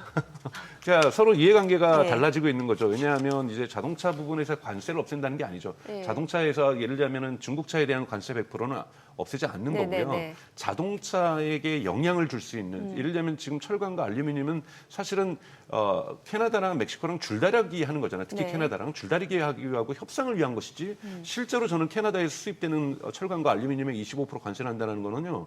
테슬라도 손해지만요. 포드, GM, 스텔란티스는 죽으라는 거라고 저는 생각이 네네. 들어요. 지금도 가격 경쟁력에서 뒤처지고 있고 예. 매번 자동차를 보면서 전기차를 만들 때는 지금 포드나 GM은 손실을 보면서 만들고 예. 있는데 여기에 원자재라고 할 수 있는 철강과 알루미늄을 올린다? 그러면 미국 자동차 기업은 거의 가격 경쟁력에서 정말 수렁으로 빠질 수밖에 없는 거라고 저는 보고 있거든요. 그래서 이런 목소리들도 나오는 거다. 결국은 자동차 부분이라는 이런 데서는 막아서는 안 된다. 그리고 다만 이제 제약과 관련된 의학과 관련돼서는 저는 어떻게 될지는 잘 모르겠어요. 왜냐하면 지금 미국 제약회사들의 임상실험이 많이 이루어지는 곳이 중국이잖아요. 네. 이 중국에서 임상실험이 대단히 많이 이루어지고 있고 그러다 보니까 오히려 그런 걸 막는 거죠. 중국의 제약의 임상실험에 중국으로, 그러니까 미국의 제약회사들의 또는 메디칼 AI 기업들의 임상실험의 지역을 중국으로 금지시키는 것. 왜냐하면 중국이 임상실험을 하면서 똑같은 제약 기술들을 지금 개발시키고 있다는 거예요. 이런 의심을 지금 미국이 하고 있다는 거고 예. 그래서 미중 간에 있어서는 오히려 중국에 대한 제약 조치가 나오면서 이 제약회사들, 미국 제약회사들의 비용 인상, 즉 임상실험할 지역을 다른 데로 또 찾아야만 하는 왜냐하면 더 저렴한 국가인 인도라든지 이런 데 있을 수 있지만 중국은 이런 체계가 되게 잘 돼 있다는 거예요. 네. 그렇기 때문에 비용 상승 효과가 나타날 수가 있는 거고 신약의 최종 임상 실험 결과가 통과되는데 시기가 지연될 수 있다라는 우려들도 있기 때문에 다양한 변수들이 있다고 볼 수가 있습니다. 근데 뭐 관세를 제하자 이건 뭐 하나 아직은 주장이기 때문에 결국은 이 부분은 트럼프 행정부 자체가 지금 결국은 큰 전략하에서 정하는 거잖아요. 우선 캐나다에 잽을 날려봤는데 얘네들 반응 보고 진짜로 한 번 더 싸움을 할 건지 아니면 협상할 건지 이런 식의 어떠한 다양한 전선들이 지금 확대되고 있는 건 전 개인적으로 우려스럽지만 이런 것을 미국 의회에서 주장한다고 해서 풀릴 수 있는 문제는 아니라고 보고 있습니다. 네. 박사님, 최근 들어서 우리 이렇게 상당히 좀 인상적이었던 게 네이버 주가의 상승이었습니다. 지금 이제 며칠째 이제 또 조정 중인데 이게 AI하고 엮인 부분이 딥시크의 있습니까? 연관이죠. 딥시크와 딥시크의 효과죠. 네. 효과. 그러니까 뭐냐면 딥시크는 그러니까 지금까지 많은 사람들이 그냥 인정했던 거는 그냥 AI는 미국이다. 미국이다. 네. AI는 그냥 네. 미국이다. 돈 네. 많은 미국이 하는 거고 뭐 한 해에 아마존 2026년 1,000억 달러 쓰겠다는데 글쎄. 뭐 이게 예. 우리나라로 150조잖아요. 한 기업이 한 기업이 빚도 없이 대출도 없이 투자만 150조. 150억을 한다라는 건 정말 어마어마한 겁니다, 여러분. 이렇게 미국 기업들이 주도하고 해서 우리는 그냥 저기 황새 가는 거 우리 쫓아가다가는 가랑이 찢어지는 거고 예, 다 그냥 예. 포기하고 예. 안 되는 거라고 생각을 예. 하고 있었는데 중국은 지금 한국보다 더 거대한 바람이 일어나고 있는 거죠. 예. 딥시크 모멘트라고 얘기할 정도로 하고 비아디도 우리 딥시크 쓸래 다 쓰고 있는 거잖아요. 저는 우려하는 건 개인적으로 조금 건너간 얘기지만 북한도 딥시크 갖다 쓸 거라고 봅니다. 그러니까 북한도 하웨이 칩 갖다 쓸 거라고 보고요. 예. 딥시크가 정말 거대한 지금 물결들을 만들어내고 있는데 네. 한국에서도 네이버도 이해진 의장이 복귀할 정도였잖아. 뭔가 이거 다시 해볼 수 있다. 우리가 미국 주도에서 우리가 좀 뒤처지고 우리도 지금 AI 투자하고 있었지만 네. 딥시크의 기술 문서라든지 이런 걸 활용하면 우리도 한번 해볼 수 있지 않을까? 중국도 하는데 우리도 한번 해볼 수 있지 않을까? 이런 자신감들을 불어일으키는 거고 이것이 지금 중국 같은 경우는 심지어는 새로운 신낭만주의 운동이라고 그러거든요. 청년들에게 중국이 이렇게까지 할 수 있어? 우리도 해볼 수 있구나. 이런 기운이 일고 있는 것처럼 투자자들도 우리가 너무 보수적으로 투자했다. 이제 적극적으로 중국 기업들에게 투자해보자. 이런 분위기가 지금 중국에서 형성되고 있는 것처럼 한국도 그래 우리가 미국만이 할 수 있는 건 아니겠구나. 한국에서 다시 좀 찾아보자. 스타트업들에게 기운도 좀 여줘보자. 이런 것들이 또 정치권에서도 뭐 뒷북이지만 네. 뭐 각 정당마다 뭐 AI를 어떻게 다시 활성화할지 다시 막 대책 회의를 하고 예. 처음에 막 규제 얘기만 하더니 좀 이런 분위기가 전체적으로 바뀌는 것들이 한국에서도 좀 테크 기업들, 판교에 있는 기업들 이런 기업들에 대한 좋은 어떠한 심리적인 분위기가 형성되고 있는 거 아닌가라고 저는 보고 있습니다. 중국이 이따금씩 이렇게 강조할 때 우리 이쪽으로 한번 세게 나갈 거야 할 때 보면 굴기라는 표현을 쓰지 않습니까? 반도체 굴기 뭐 이런 식으로 했는데 그러면 AI 쪽도 거의 굴기급인가요? 오랫동안 투자를 해왔고요. 여러분. 네. AI만 투자해온 것이 아니라 네. 휴머노이드 로봇을 2023년 11월에 국가정책으로 선택을 했고요. 예. 2024년 5월에는 자율주행을 2030년 100개의 도시에서 하겠다라는 선택을 했고요. 예. 이거는 국가의 핵심 산업으로 선택을 한 거고 예. 이거를 받쳐주는 것이 반도체 굴기라고 볼 수 있는 거고 이것의 베이스가 될 수 있는 게 AI라고 볼 수 있고 지금 초, 중, 고등학교, 대학교에서 모두 다 수학 교육이라든지 이런 것들이 대단히 강화되고 있고 네. 뭐 천인 교육해서 중국 13억 인재 13억 중에서 1,000명의 천재를 키운다. 뭐 이런 프로젝트 오래전부터 해왔고 이번에 여러분도 네. 한국에서 뉴스에서 지금 되고 있는 게 네이처지에서 과학 쪽 논문을 평가를 했더니 1위부터 10위를 뽑았더니 2개가 미국이고 8개가 중국이 나왔잖아요. 그러니까 중국의 이 과학 굴기, 수학 굴기 이런 것들이 반도체와 AI로 되면서 이것들이 이제는 성과를 보는 시기로 되어 왔다라고 중국 언론들이 보도하기 시작하고 있는 거고 사회 분위기가 그렇게 형성되고 있는 거예요. 여러분 양영평이 집에 갈 때 설날 때 그 딥시크 CEO 대표가 집에까지 1,700km인데요. 회사에서 그걸 비행기를 타고 못 가게 했어요. 추락 위험이 있다고 중국 정부가. 그리고 50명의 무장 경찰들이 호송해서 갔습니다. 하하. 그러니까 그만큼 근데 이것이 홍보 효과도 있는 거죠. 네. 이 사람이 네. 지금 테러를 받거나 공격받으면 이 딥시크가 불이 꺼질 수 있으니 우리 국가가 보호해주겠다. 그 정도. 이런 식으로 나오면서 지금 중국은 어마어마한 새로운 이 환호하는 분위기 열풍들이 지금 불고 있는 거거든요. 그래서 네. 이런 흐름들을 보셔야 되는 거고 저는 잠깐 우려하는 거는 딥시크의 물결이 북한까지 가는 것 이런 건 정말 우려스러운 거라고 좀 볼 수 있습니다. 네. 아, 시간이 아쉽네요. 팔란티어테크 여쭤봤어야 되는데 또 나와주세요. 네, 플란티어. 네, 플란티어 네. 정말 네. 중요하죠. 네. 그러니까요. 네, 오늘 내용 잘 들었습니다. 네, 고맙습니다. 고맙습니다. 네. 네, 오늘 들으신 내용과 관련해서 더 다양한 정보 원하시는 분들은 카카오톡 채널에서 먼일에 검색하셔서 친구 추가하시기 바랍니다.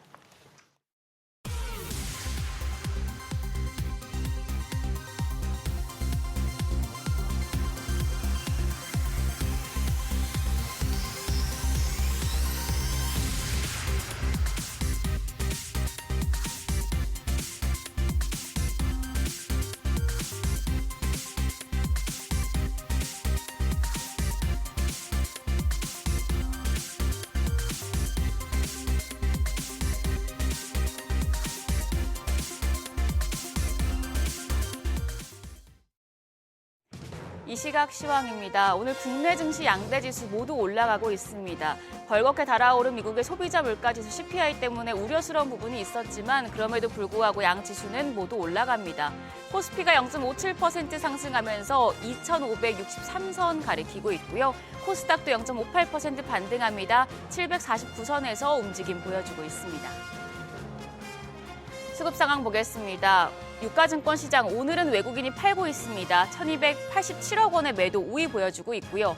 반면에 기관이 1,000억 원 넘는 사자 포지션 취하고 있습니다. 더불어서 개인도 418억 원 매수 우위 기록 중입니다. 코스닥 시장입니다. 코스닥 시장에서는 개인과 외국인은 사고 기관만 팔고 있습니다. 외국인이 100억 원의 매수 우위 기록 중이고 반면에 기관 136억 원 매도 우위 보여주고 있습니다. 개인은 코스닥 시장에서 76억 원 사자 포지션 취하고 있습니다. 등락률 상하위 업종입니다. 오늘은 그간 조정을 받았던 업종에서 저가 매수세가 유입되는 모습입니다. 자동차와 철강, 건설 업종 상승률 상위권에 위치해 있습니다. 반면에 우주항공과 국방, 손해보험, 해운 업종은 하락폭이 큰 것으로 집계됩니다. 그럼 시장을 주도하는 테마 종목별 시세 체크하시죠. 오늘 우크라이나 재건 관련주가 강합니다. 도널드 트럼프 미국 대통령과 블라디미르 푸틴 러시아 대통령이 전화 통화를 하고 우크라이나 전쟁 종전 협상을 즉각 시작하기로 합의했기 때문에 관련주가 주목받고 있습니다. 지금 대동기어가 거의 상한가에 근접할 정도로 치솟고 있습니다. 27% 급등세로 거래가 25,950원이고요. HD 현대건설기계 15% 넘게 올라갑니다. 87,400원에 거래되고 있습니다. 그밖에 HD 현대 인프라코어가 12% 급등세로 9,140원, 삼부토건도 8% 넘게 올라가면서 1,028원에 거래되고 있고요. SY 스틸텍까지도 10% 넘게 급등합니다. 현재 거래가 8,960원으로 집계되고 있습니다. 미용기기 관련주는 신규 상장 종목의 영향이 큽니다. 오늘 한방 및 미용의료기기 전문기업 동방메디컬이 코스닥 시장에 상장해서 좋은 흐름 보여주고 있습니다. 장 초반 대비해서 상승폭을 많이 축소시키긴 한 상황이지만 여전히 30% 넘는 급등세 보여주면서 13,960원에 거래되고 있고요. 클래시스가 1.57% 강세로 51,700원입니다. 반면에 지금 라메디텍과 레이저 옵텍, 윈텍 같은 경우 레이저 옵텍까지는 지금 상승폭을 반납하면서 하락 전환된 상황인데요. 라메디텍이 0.58% 약세, 레이저 옵텍이 1.87% 반락하고 있고요. 윈텍은 1% 넘는 강세입니다. 현재 거래가 5,670원입니다. 어제 시간외 거래에서 강했던 2차 전지 전고체 배터리 관련 쪽도 올라갑니다. 현대차가 다음 달 전고체 배터리 파일럿 라인을 본격 가동하기로 한 영향인데요. 관련주 중에서는 이수 스페셜티 케미컬 1% 넘게 올라갑니다. 42,400원에 거래되고 있습니다. 유일 에너테크는 보합이고 제일 M&S가 7.5% 강세 보여줍니다. 거래가 7,600원. 더불어서 레이크 머티리얼즈가 1.7% 상승하며 14,870원에 거래되고 있고 미래컴퍼니도 1.75% 올라갑니다. 거래가는 23,200원으로 집계되고 있습니다.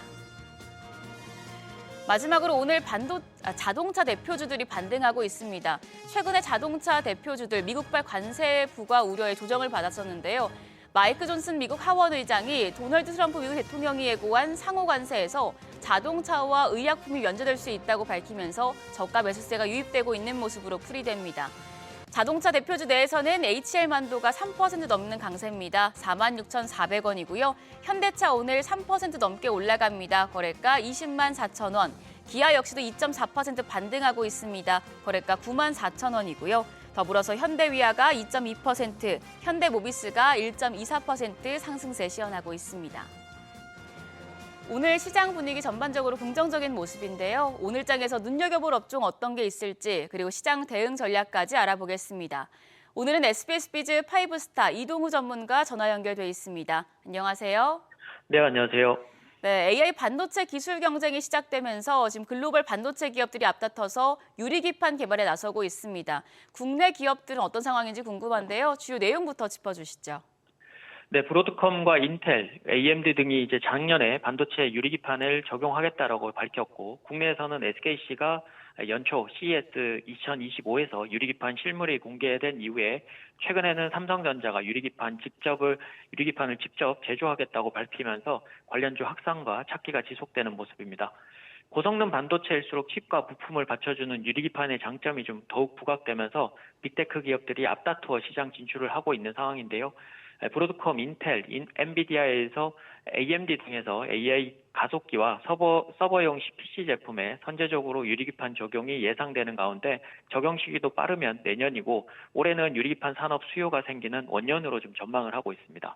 국내에선 SK그룹을 필두로 삼성과 LG 등도 기술 개발 경쟁에 끼어든 상태로 SK는 이미 연초에 2025 CES에서 자회사 앱솔루스가 만든 모형을 구현하면서 가장 앞선 모습으로 나갔고 삼성전자는 삼성전기를 중심으로 HBM까지 패키징하는 계획으로 올해에는 2-3개의 고객사에 시제품을 공급하는 계획, 그리고 LG그룹도 LG이노텍을 통해서 올해 말부터는 시제품 양산 시장을 알리면서 유리기판 사업에 각각 속도를 내고 있고 관련주 확산과 함께 관심도 지속되어야 될 것으로 보입니다. 네, 그럼 전문가님께서는 유리기판 관련주 중에 어떤 종목 좋게 보시나요? 관련주 탑픽으로는 JNTC와 삼성전기인데요. 아무래도 삼성전자가 기판 사업에 뛰어들 것으로 좀 예상을 하고 있어서 그 관련주를 좀 가져왔습니다. 첫 번째 종목은 JNTC인데요. 지난해 반도체용 유리관톡 TGV 유리기판 첫 시제품을 출시한 데 이어서 올해는 이제 반도체 패킹 3사의 샘플로 공급되는 그 부분들을 좀 염두에 두고 있고 올해 본격적인 양산에 돌입할 계획으로 유리기판 시장 선점에는 유리한 입장입니다. 삼성전자 스마트워치 공급을 하면서 이미 삼성그룹과의 긴밀한 협약을 통해서 삼성전자의 유리기판 시장 진출이 호재로 작용할 듯하고요. 작년 영업이익 흑자 전환에 이어서 올해는 영업이익이 1,020억 원으로 역대급 실적이 예상되는 상황입니다. 기술적으로는 작년 다중바닥과 저점을 서서히 높이다가 삼각 수렴을 이번 주에 급등으로 돌파를 한 모습이고요. 전일 거래량 급증까지 보이면서 작년 하반기 고점까지 상승을 했기 때문에 추가 돌파가 용이한 그런 시점이라고 보여집니다. 오늘 조정을 좀 보이고 있기 때문에 접근은 25,500원을 27,000원, 그리고 1차 목표가는 사상 최고가 부근인 32,500원, 그리고 손절가는 23,500원을 제시해드리도록 하고요. 두 번째 종목은 삼성전기입니다. 삼성그룹에서 AI 부품주로 재평가 받을 업체로 조금 꼽히는 종목인데요. AI 서버 확장과 자율주행에서의 MLCC 채용량은 기하급수적으로 좀 증가를 하고 있는 상태고, 대응 가능한 초소형 및 초고용량 MLCC를 생산하는 몇 안 되는 기업 중에 하나입니다. 삼성전자 유리기판 사업 진출로 발열 관리나 설계 고도화를 위해서는 패키징 소재의 업그레이드 요구를 필요로 하는데 삼성전기가 해결해 줄 것으로 기대되고요. 북미 고객사 내에서 이제 퍼스트 벤더로 자율주행용 카메라 공급도 긍정적인 영향을 미칠 것으로 보입니다. 기술적으로는 작년 11월에 연중 최저가 대비해서 35% 이상 상승 중입니다. 하지만 이번 주 장기 이평선을 다시 돌파를 하면서 상승을 위한 조정 자리가 좀 만들어졌고요. 접근은 14만 원에서 14만 5천 원에 가능하고 1차 목표가는 17만 원, 그리고 손절가는 12만 8천 원 제시해 드리도록 하겠습니다. 네, 오늘 시장 우려와 달리 그래도 긍정적인 모습 보여주고 있는데요. 포트폴리오 전략은 어떻게 가져가야 좋을까요? 네, 일단 시장의 가속도는 좀 붙진 않을 전망인데요. 최근 시장 엇갈림 속에서 관세 분위기가 계속 부담으로 작용을 할 것 같아서 반등 분위기는 조금 더 지속되더라도 가속화는 되지 않을 전망입니다. 다만 이제 트럼프발 관세 부과 정책의 불확실성과 여전히 1,450원대의 부담되는 환율은 시장의 발목을 잡고 있는 상태고, 미국 증시도 마찬가지로 관세 무풍지대나 이런 쪽으로 최근 강세 보인 중소형 테마주 위주로 순환매가 예상이 됩니다. 업종으로는 이제 호실적과 트럼프 효과가 기대되어서 가장 먼저 안정화를 좀 보이고 있고, 어제도 이제 반등이 나오면서 조선중공업과 조선기자재, 그리고 업종 대표주 중심으로는 신고가 돌파를 하기 시작한 바이오제약, 그리고 관세 무풍지대의 영향을 받을 수 있는 엔터주들을 영향을 좀 보시고요. 반도체 장비 안에서는 이제 시스템 반도체와 유리기판, 그리고 오늘 이제 강세를 좀 보이고 있는 우크라이나 재건 등을 관심 두시고 전략을 짜시면 좋을 것 같습니다. 네, 오늘 말씀 고맙습니다. 지금까지 업종과 대응 전략 알아봤습니다.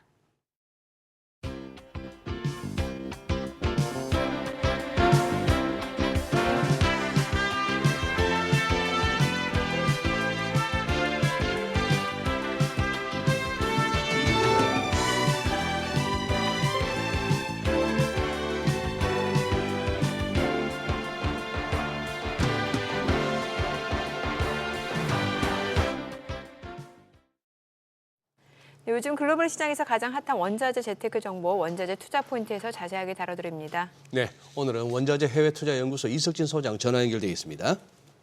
안녕하세요. 네, 안녕하세요. 네, 국제 금값이 지금 연초 가장 뜨거운 랠리를 펼치고 있는데 이제 온스당 3,000달러 시대를 눈앞에 두고 있는 상황입니다. 전 세계적으로 금에 대한 수요가 굉장히 강해지는 것 같아요. 네네. 네, 그 배경에 대해서 좀 알려주세요. 네, 다들 아시겠지만 그 트럼프 취임 이후에 미국 그 트럼프 대통령의 전방위 관세 위협이 금값을 끌어올리고 있죠. 최근 지금 금값이 온스당 2,900달러를 넘어서고 있고요. 한국에서도 지금 골드바 판매가 중단될 정도로 금 사재기가 이루어지고 있습니다. 이렇게 안전자산 선호 심리가 강해지는 이유는 기본적으로 단기적인 관점에서는 인플레이션 우려를 꼽을 수가 있겠는데요. 관세가 전방위적으로 부과될 경우에 지금 좀 안정화되고 있는 물가 상승률이 다시 올라갈 거라는 우려가 커지고 있기 때문인데요. 실제로 미국의 소비자 물가 상승률은 1월 달 3%로 기대치를 웃돌았고요. 코어 인플레이션 같은 경우는 3.3%까지 올라와서 실제 인플레이션이 다시 불거지는 것 아닌가라는 이런 우려가 당연히 물가를 해지할 수 있는 금 수요 증가로 이어지는 측면이 있고요. 중장기적으로는 이러한 관세 전쟁이 무역 전쟁으로 이어지면서 글로벌 무역량이 감소하게 될 것이고, 이는 전체적으로 글로벌 경기 둔화로 이어질 것이라는 이런 우려가 전체적으로 금의 안전자산 수요를 끌어올리고 있다라고 할 수 있겠습니다. 네, 소장님 간략하게 좀 이렇게 짧게 좀 한번 여쭤보겠습니다. 자, 이제 3,000달러 다들 시간 문제라고 하는데 과연 그렇게 보시는지? 그리고 또 하나 국내에서 지금 뭐 골드바 수요가 폭발하고 있다 이런 정도 하셨는데 지금이라도 관심을 갖고 계신 분들한테 어떤 투자 방법인지 간략하게 좀 소개해 주시죠. 금값이 지금 3,000달러 넘어가는 거는 사실 뭐 시간의 문제일 가능성이 높습니다. 지금 오버슈팅 가능성이 높기 때문에 한 3% 정도만 올라도 3,000달러를 넘어서죠. 그래서 3,000달러를 넘어서냐 안 넘어서냐는 현재로서는 별로 중요한 이슈는 아닌 것 같습니다. 다만 이게 오버슈팅이라는 점도 좀 생각해 볼 필요가 있는데요. 금값이 이렇게 올라가고 있는 원인 중에 하나는 다른 안전자산인 채권에 대한 인기가 떨어지고 있기 때문이기도 해요. 이건 미국 그 정부의 국채가 상당히 많이 발행됐기 때문이거든요. 그래서 이런 점들을 좀 고려해 보면은 금값이 3,000달러를 넘어간다고 해서 곧 뭐 4,000달러까지 갈 것처럼 얘기하는 것은 제가 볼 땐 좀 문제가 있어 보입니다. 좀 더 큰 그림에서 보면은 금값이 최근 5년간 오른 상승률과 미국의 S&P 500이 오른 상승률이 거의 유사하거든요. 이건 어떻게 해석해야 되냐면은 위험자산이 거의 안전자산의 친구 같다라고 할 수 있는 거예요. 그 얘기는 이런 위험자산의 선호가 안전자산의 비용 증가로 이어져서 안전자산 가격 역시 올라가고 있다라고 볼 수가 있죠. 따라서 위험자산에 대한 선호 현상이 계속 이어진다면 역시나 보험 형태로서 금에 대한 수요도 올라갈 걸로 보이고요. 네, 장기적으로- 알겠습니다. 소장님 죄송합니다. 저희가 뒷코너가 또 좀 밀리고 해서 뭐 그 정도 금에 대해서 나쁘지 않은 뷰를 갖고 계시니까 금 투자 방법은 다음 기회에 또 한번 듣도록 하겠습니다. 고맙습니다. 네. 네, 감사합니다. 자, 지금 미국과 중국 간의 무역 전쟁, 관세 전쟁 지금 확대되는 양상이고 또 양국이 서로 속내를 훤히 드러내지 않은 상황에서 오히려 주변국을 압박하면서 전 세계가 긴장하고 있는 모습입니다. 네. 자, 트럼프와 시진핑, 미국과 중국 이 끝나지 않는 두 나라의 대립은 어떻게 진행될지 오늘은 용인대학교 박승찬 중국학과 교수 모시고 들어보겠습니다. 어서 오세요. 교수님. 반갑습니다. 예. 저희 프로그램에서는 오랜만입니다. 네, 예. 다른 프로에서는 많이 했는 것 같아요. 그러니까 예. 자, 교수님 지금 궁금한 게 트럼프 대통령 취임 후에 시진핑 주석하고 통화했다고만 나와 있는데 혹시 뭐 좀 들은 얘기 있으세요? 어떤 내용을 두 정상이 주고받았는지? 뭐 신경전을 벌였죠. 그러니까 처음 제가 이게 나왔을 때 이게 물밑 협상이 있을 것이다. 캐나다나 멕시코처럼 한 달 유예가 뭐 있을 것이라 막 이런 전망이 나왔지 않습니까? 제가 그때 제가 BG 다른 방송에서 절대 안 될 거다. 가능성이 낮다라고 말씀을 드린 거거든요. 그 의미는 뭐냐면 이번에 중국이 미국한테 보복을 한 것은 제가 볼 때는 소심한 보복 이렇게 표현을 하는데 그렇지만 정밀 타격을 했다. 네. 그러니까 그 말의 의미는 무슨 말이냐면 소심한 보복이라는 표현을 쓰면 뭐냐면 미국 별로 큰 의미가 없는 중국에 대해 미국 제재라는 거죠. WTO에서 별로 의미가 없고. 글쎄. 그렇죠. 그걸 중국에 사업을 안 한 지 오래됐고요. 예. 뭐 지금 뭐 우리가 이야기하고 있는 뭐 광물 자원의 무기화 같은 경우는 이미 해왔던 수출 통제고.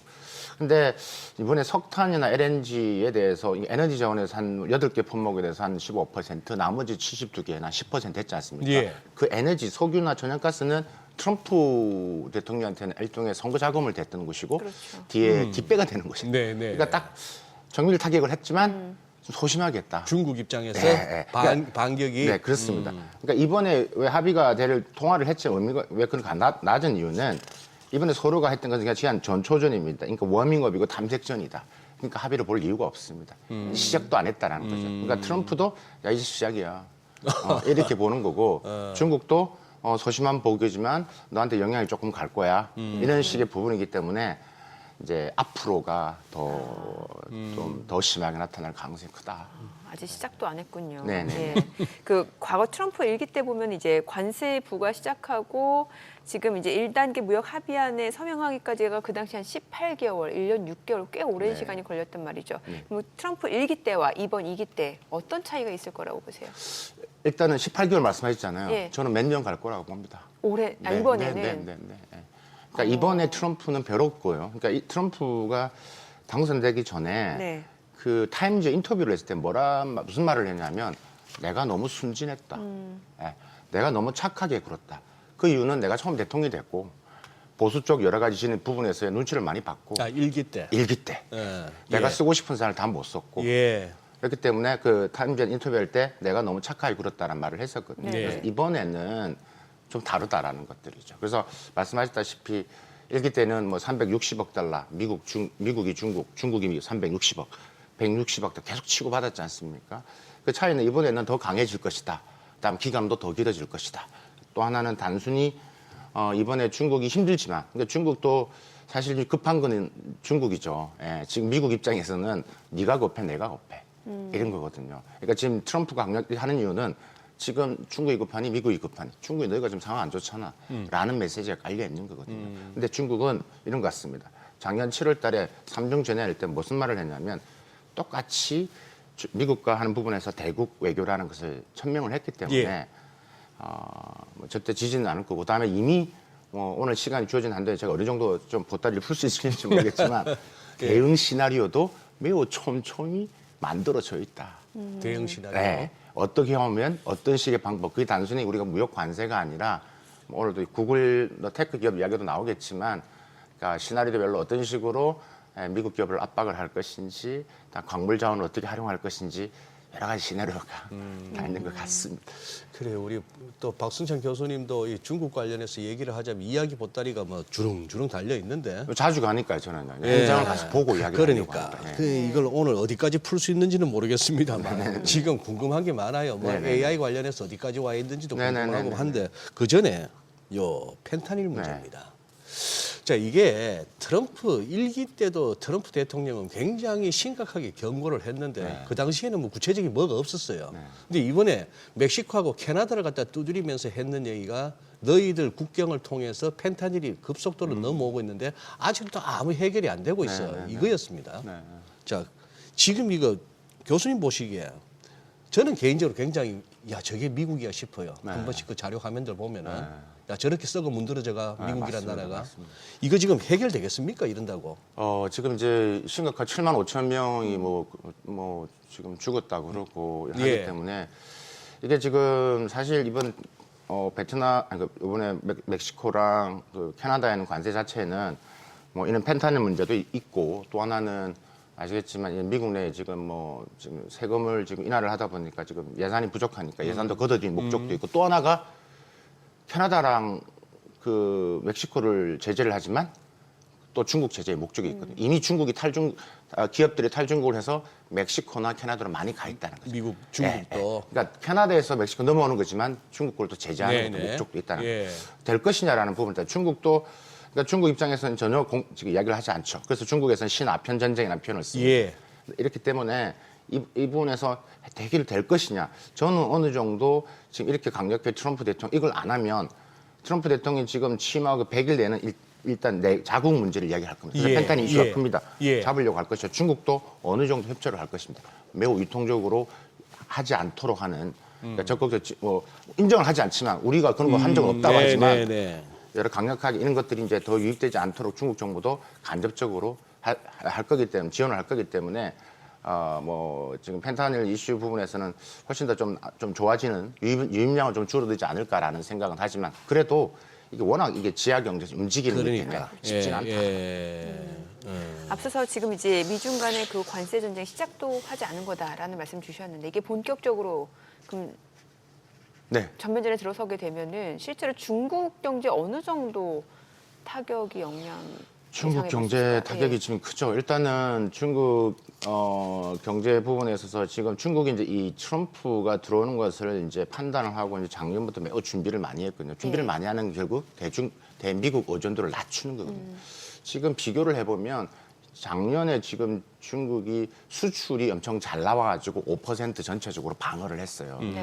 소비는 안 올라왔지만. 근데 미국의 부분에서 전체에서 여전히 줄였지만 16% 정도를 차지합니다. 중국 전체 수출에서 이걸 더 줄여. 그런데 그만큼 줄인 건데 그 줄인 부분에서 어디로 많이 늘어났냐면 아세안이라든지 EU, 남미 이렇게 늘어났거든요. 그래서 이걸 더 줄이겠다. 이제 미국을 수출을 줄이고 제3국을 확대를 하겠다라는 건데 근데 여전히 만약에 수출이 힘들면 미국 수출이 좀 더 힘들면 중국 경제는 타격을 받을 수가 밖에 없고 그것을 지금 내수로 메꾼다고 하지만 제가 볼 때는 매우 힘들다. 그러니까 중국 경제는 또 하나 2025년도에는 매우 어려움이 직면할 가능성이 매우 높다. 그래서 적극적으로 지금 중국 소비를 살리겠다고 뭐 이구한신 전략 막 하고 있지만 여전히 영향을 많이 받을 것 같고 이미 그에 대한 준비를 해서 이제 인프라 아까 AI 말씀하셨다시피 기존의 중국이 투자 부분에서도 기존의 인프라 이런 것보다는 AI, 빅데이터 이런 식으로 계속 투자를 하면서 돈을 이제 풀면서 경기를 부양을 할 것이고 소비를 부양하기 위해서 계속 돈을 더 풀 것이고 그래서 올해 지금 얼마 안 남았는데 3월 달에 양이 나오면 돈을 더 풀 수밖에 없습니다. 중국 정부에서. 그래서 그런 식으로 지금 중국 내부도 결코 지금 속내가 좋지 않죠. 확실히 현장 가보면 많이 안 좋습니다. 제가 직접 많이 가보잖아요. 일선도시, 2, 3선도 가보면 힘들다는 소리 다 합니다. 뭐 요즘 유튜브에서 자주 접하는 썸네일이 그겁니다. 뭐 상하이도 망했다 이런 식이고 뭐 가는 데마다 근데 그건 좀 그거는 좀 자극적인 얘기고 상하이는 제가 자주 가기 때문에 그건 아니고 그걸 이제 일부러 전체를 보시면 안 일부러 되죠. 갖고 근데 진짜 힘들다는 이야기 많이 힘든 합니다. 거는 사실이다. 돈을 못 쓰겠다라는 말은 합니다. 교수님 뭐 미리 각오하고 오셨겠지만 우리 꼭 질문지대로 안 가지 않습니까? 네네네 맞습니다. 맞습니다. 궁금하시면 질문하십니다.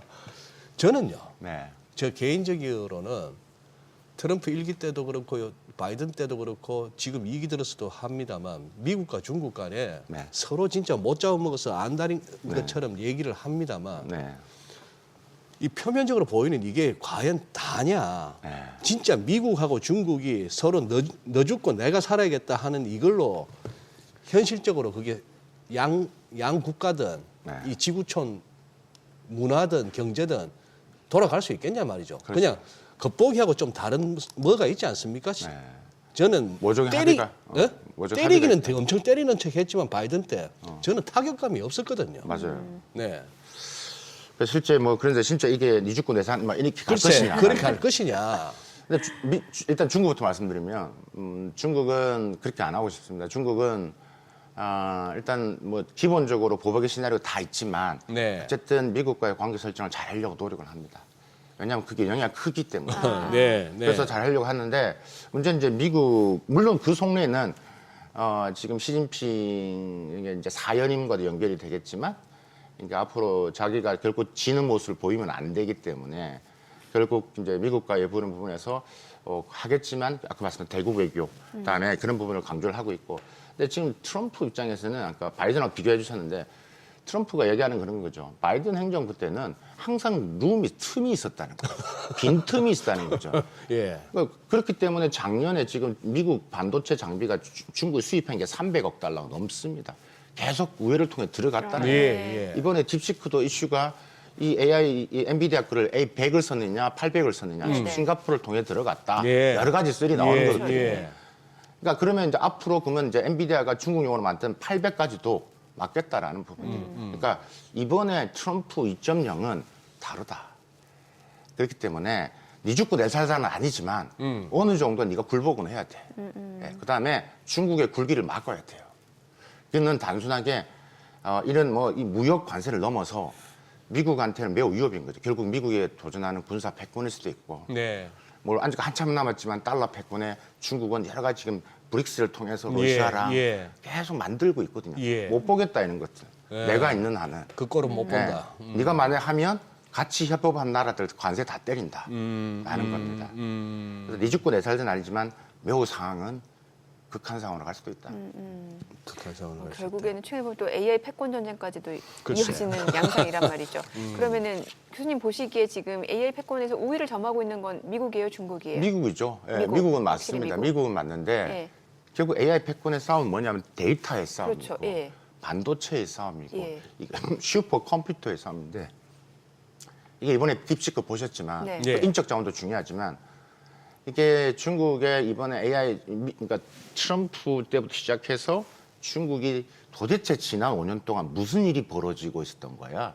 제가 요즘 이제 우리나라 대기업들분들 강의를 많이 하는데 기업들이 매우 위협감을 느끼고 있습니다. 그러니까 제가 느끼고 있습니다.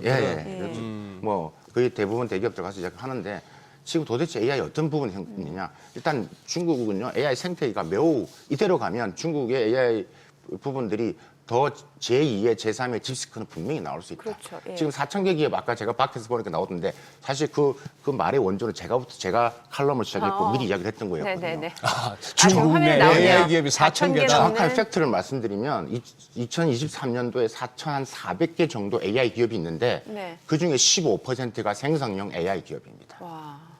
15%가. 네, 생성형 AI 기업입니다. 그러니까 우리가 지금 보는. 그러니까 지금 우리가 중국의 AI 생태 볼 때 지금의 나무, 지금 보는 우리가 딥시크를 보지 말고 제2의 딥시크, 제3의 딥시크를 보는. 지금 조만간에 나오겠네요. 텐센트, 네. 알리바바, 지금 알리바바 애플하고 또 네, 하잖아요. 네. 예. 지금 장난 아니고 또 주가도 올라가고 있기 예. 때문에 이 판이 매우 빠르게 흘러가고 있다. 일단 인적 자원 자체가 비교가 안 되고 있고요. 네. 예, 그건 뭐이기 때문에 지금 미국 입장에서 뭐 트럼프 입장 괜찮지라고 하지만 지금 성내가 쉽지 않을 겁니다. 미국이 보는 거는 AI 그 산업이 아니라 이게 군사 기술로 어떻게 가느냐. 뭐 국방, 외교, 안보 국방, 다. 예. 첨단 기술로 어떻게 가느냐. 거기 부분이기 때문에 거기에 좀 포커스가 맞춰져 있다라고 저는 보고 있습니다. 뭐 이러니까 뭐 중국에서는 뭐 구글 뭐 이런 빅테크 기업들 반독점 조사 착수한다에 나오고 또 지금 미국에서는 반도체 저사양칩까지 수출 규제하겠다 이런 얘기 나오고. 맞습니다. 예, 그렇게 할 수밖에 없는 구조네요. 지금. 그렇죠. 그렇게 할 수밖에 없습니다. 그러니까 지금 미국이 보는 제가 그 연구를 이제 미국 가서 오랫동안 했던 예. 개념이 이런 것 같습니다. 미국이 보는 것은 딱 두 가지인 것 같아요. 달러 패권에 네가 도전해? 아까 군사 패권에 도전해? 그러니까 모든 첨단 AI, 반도체는 다 군사로 보는 겁니다. 군사로 보기 때문에. 근데 지금 트럼프가 이야기한 중국몽이 있죠. 중국몽은 세 가지 몽을 의미합니다. 하나는 흥국몽, 하나는 강군몽, 하나는 통일몽이죠. 대만과 그 통일. 예, 그 통일몽. 그다음에 강군몽이 뭐냐면 군을 강하게. 또 그래서 지금 국방비가 계속 늘어나는 거죠. 그다음 또 하나 관심이 가야 되는 게 지금 핵탄두 관련된 이슈도 마찬가지입니다. 네. 지금 이야기할 게 더 많은데 지금 매우 지금 이 미중 간에 보이는 치열한 부분에서 네. 우리가 어떻게 해야 될 것이냐 하는 그런 고민을 또 이야기를 해야 되는데 이 와중에 중국 증시가 최근 6개월만 따지면은 항생 H가 33%, 심천이 31.5%. 제일 좋아요. 뭐 지금 미국은 중국 잡겠다고 하는데 말이 안 맞죠? 말이 안 맞. 그렇습니다. 위안화도 그렇게 약세로 가지도 않고. 그렇습니다. 그러니까 제가 뭐 그전에도 방송에 말씀드렸던 것 같은데 지금 중국 입장, 지금 미중 관계도 이슈 있지만 중국 내부 입장에도 중국 정부의 방향성은 매우 명확합니다. 지금 부동산은 타임 테이블상 올라갈 시기가 아닙니다. 지금. 네. 지금 부동산, 실물자산 부동산 가격, 그다음에 금융자산이나 주가 이거 중에 가장 짧은 시간 올릴 수 있는 것은 주가밖에 없습니다. 사람들은 외치고 있죠. 내가 지금 자산이 10억이었는데 그전에 지금 5구 반토막 났어. 당시 같으면 소비하겠어요? 안 한다는 거. 집 안 사지. 네, 집 사라고 정책을 내봐야 내가 쓸 수가 없다는 거. 그럼 뭘 먼저 올려야 되겠어요? 주가를 먼저 올려야 시장. 되겠죠. 예. 그렇게. 단기 긴급 처방약 느낌이네요. 네, 오늘 내용 잘 들었습니다. 고맙습니다. 감사합니다. 오늘 보니까 시장 외국인 현물에서 좀 많이 매수해주는 모습인데 지금 코스닥이 좀 음봉으로 전환이 됐습니다. 윗꼬리가 좀 달리는 양상이네요. 선물을 사고 현물은 예, 팔고 팔고. 있는 거죠. 네, 예, 그러네요. 니케이도 좋고, 예, 그래요. 나쁘지 않은 분위기는 계속 이어지는 것 같습니다. 네, 저희 방송 중에 전해드린 내용과 관련해서 모든 투자 판단의 책임은 투자자분들께 있다는 점 알려드립니다. 네, 세상의 모든 돈 드는 정보 재테크 노하우 머니쇼 오늘은 여기서 인사드리겠습니다. 저희는 내일 오전 8시에 찾아뵙겠습니다. 고맙습니다.